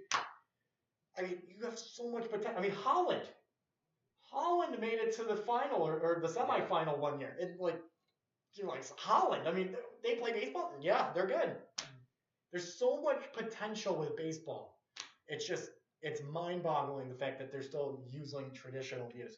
I mean, bat flipping was such a hot topic at one point. NASCAR's at a point where it's at no return because of traditionalist views. NASCAR's not going to be a sport. Baseball will go the same direction if they don't switch things up. They're going to be NASCAR. Like NASCAR was, at its height, like I'd say about 13, 14 years ago, one of the biggest spectator sports in the country. And they refused to change things, and they actually changed things for the worse. And now I don't see NASCAR being a thing 20 years from now. So you're even more optimistic. I don't see it being a thing. They're still getting TV money. That's the problem. When's the contract up? I think the current one goes up to like 2025. But Fox! Why did you do that? Fox and NBC. They're gonna be mad though. But I think they're starting to get a little like they have sent NASCAR to the gulags a few times. I mean, Fox Sports 1. Oh no, most NASCAR races are actually on Fox Sports 1 and NBC Sports now. Like they're not on the actual network. They used to be on like they used broadcast television. They used to be on the actual local television and stuff. And they're not anymore because the ratings aren't nearly as high because frankly it's boring. This is coming from somebody who used to be a huge NASCAR fan growing up. Oh stop! You still watch? I watched like two, 3 races. You had to explain to me the whole wheel thing the other day. Well, that's just because I have a huge knowledge of it from being a diehard fan and until like the last 5 years. Hey, you know what? Listen, my theory of the tire crossing the finish line before the car and that car winning, I think it's a part of the car. For those who don't know, I'm sorry, we should keep our jokes open to the public here. Go ahead, Robbie. For those who don't know, one of the more exciting NASCAR races happened this past weekend. It's probably only the third race I've watched this year. Probably much more. Yeah, probably. But there was a big wreck. Everybody likes those. Those are fun to watch. Oh yeah. And somebody's tire got dislodged from the car in the wreck. The tire bounced up on top of their own car, rolled from the car, and then proceeded to make it all the way through the entire front stretch by itself, just rolling. And I was joking on Snapchat. I'm like, this tire's gonna win the race, guys. It's going all the way. And then Hunter's like, can it actually win? And like I've started studying like actual rules about how no, it can't. Yeah, the tire would have to pass pre-race inspection and qualify for the race. The tire's not a sentient human. But yeah. Listen, Redneck Derby, I just don't understand. The segment races, I used to like watching all right. Everybody hates those. Even people who like NASCAR, they think it's. That's why I don't watch it. They think it's too over the top. They also think the season's too long. They also think the races are too long. The races should be half the length they are. Don't they run like 500 miles? They also go to the same cookie cutter tracks, like 25 out of the. They need more road courses. They added one this year to try and they added one in the Chase. Wait, which course? Do you know Charlotte? They added an infield road course over the off season. So ooh. There's actually they just tested at it and it's gonna be wreck heavy. Ooh. And it's literally like smack dab in the middle of Watkins Glen and Sonoma in terms of like characteristics of how it drives. So Resident NASCAR expert Robbie Johnson here trying to help us out with this. Making NASCAR a little more fun instead of the complete snooze fest that it is. It needs to be more fun and exciting, and it's the same with baseball. That's the point I'm just trying to make. Like NASCAR is probably at the point of no return, and baseball can get there. So baseball might get there one day if they don't stop this stuff. Like I'm sorry, but the bat flip fiasco with Batista, that was fun. It's the traditionalist thing. Oh, he can't bat flip. How dare he? The arena went nuts when he did that. Like, it's just a bat flip. It's entertainment. I was entertained.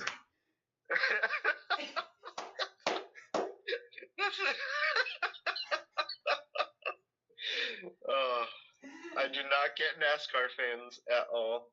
I really don't. NASCAR fans some of them are just stupid. I mean, you got to be stupid to want to watch a car runner on a track for 500 miles. They don't understand how to make logical, coherent arguments. And when you look at NASCAR Facebook comments, you'll understand what I mean. It's wait, smart people watch NASCAR? If you go to NASCAR Reddit, you'll actually see a lot of people who are actually very knowledgeable and can make sensible arguments that aren't, this guy's a cheater. I used to, because I remember when my dad used to watch it, like, you would say, like, oh, Jeff Gordon's a cheater, and I would always wonder why he was a cheater. He wasn't, though. I never knew why he was a cheater. I just knew that he was, like, winning all these races. I'm like, why is he cheating? Kyle Larson, who's one of the younger drivers that's up and coming here in NASCAR, he had a kid outside of marriage, and he's been blasted for that. Oh, come on! Like, it's such a backwards fan base.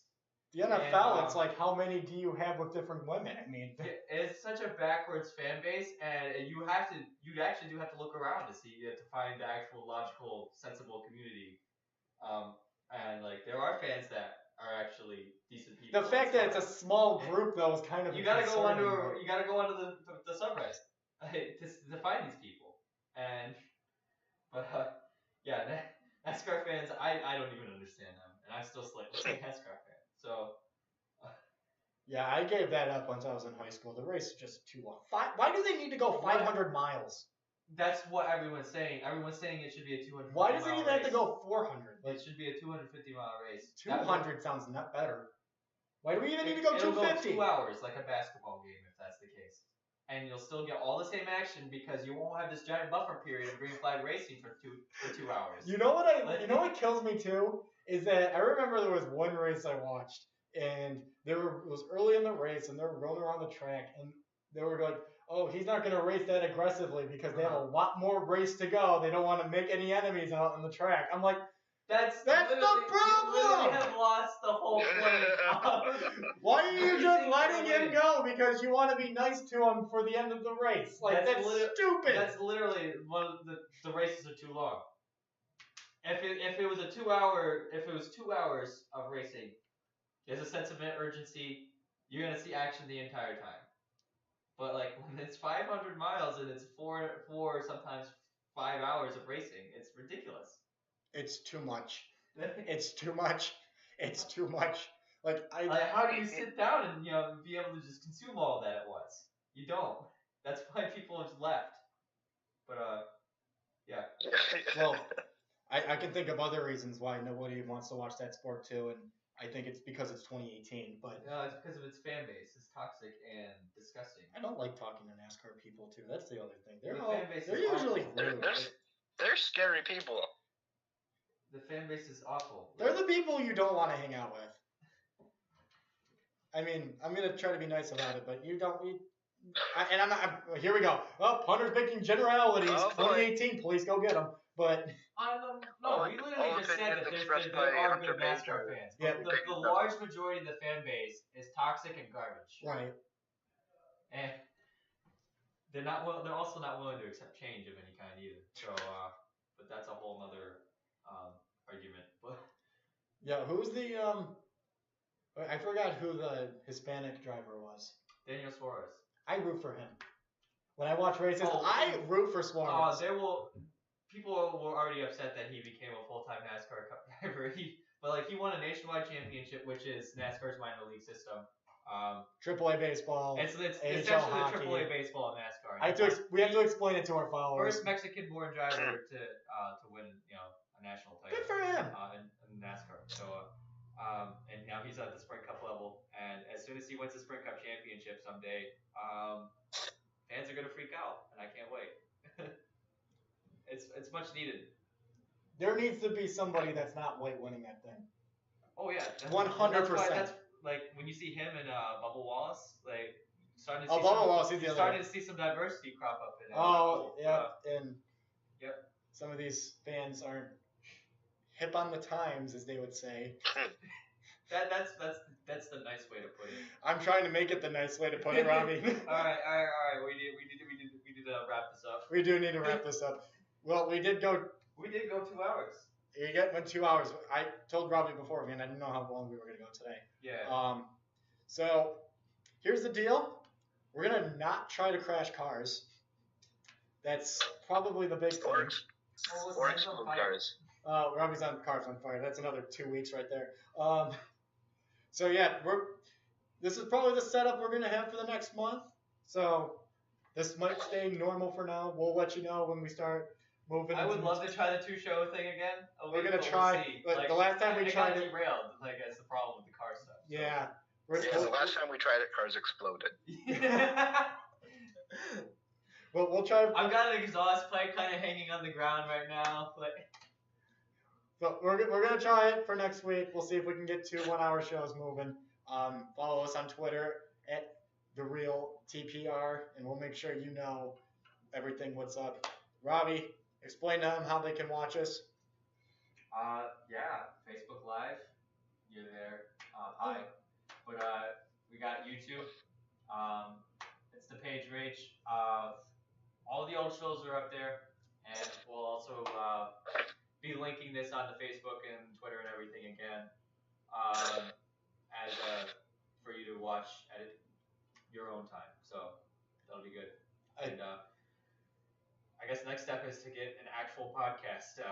We're still working on that. We need to find out where the location's going to be after this month. But then once we do that, then we'll figure this out. Yep. And also, I saw in a YouTube video that there's an algorithm with YouTube things and what you say and how they get posted. So like, comment, and subscribe. I think those are the words I need to say.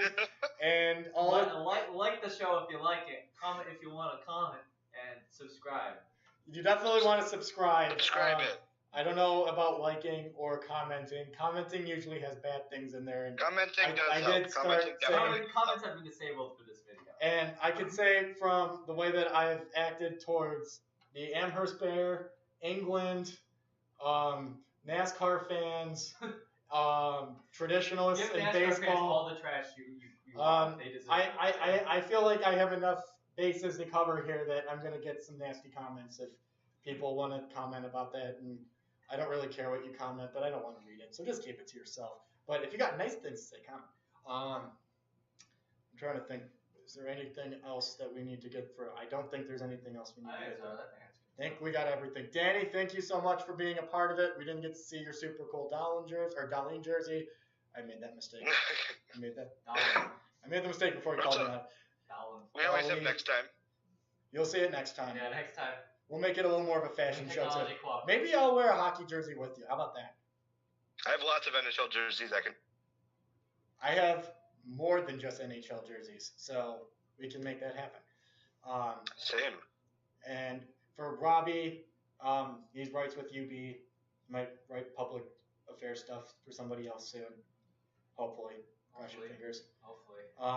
And of course me, the Village Idiot. For all of us here on Facebook Live, The Rage, Twitter, The Real TPR, and The Paige Rage on YouTube. Have a great night. We'll see you next week, hopefully. Yeah, knocking on the wood. Yeah. With us, you never know. Hopefully no cars are damaged. What a couple weeks. Also, to the cars. Oh, by the way, Canisius basketball. Jazz Lives Matter. Marshall, you can like us now. We're all good. That was way too close. Yeah. That was way too close. We've been really messing up with Canisius basketball. We've been waiting till the end of the show. It's not season. That's the problem. We're not in season. We need to have a remote episode where we go to Canisius basketball again now since we're on our own. We can do it now. We have a lot of remote ideas. We're just gonna keep this rolling. Anyway, we need to get out of here. This outro is too long. All right. See ya. Bye. YouTube Live, you can't see me. See ya. Adios. Goodbye.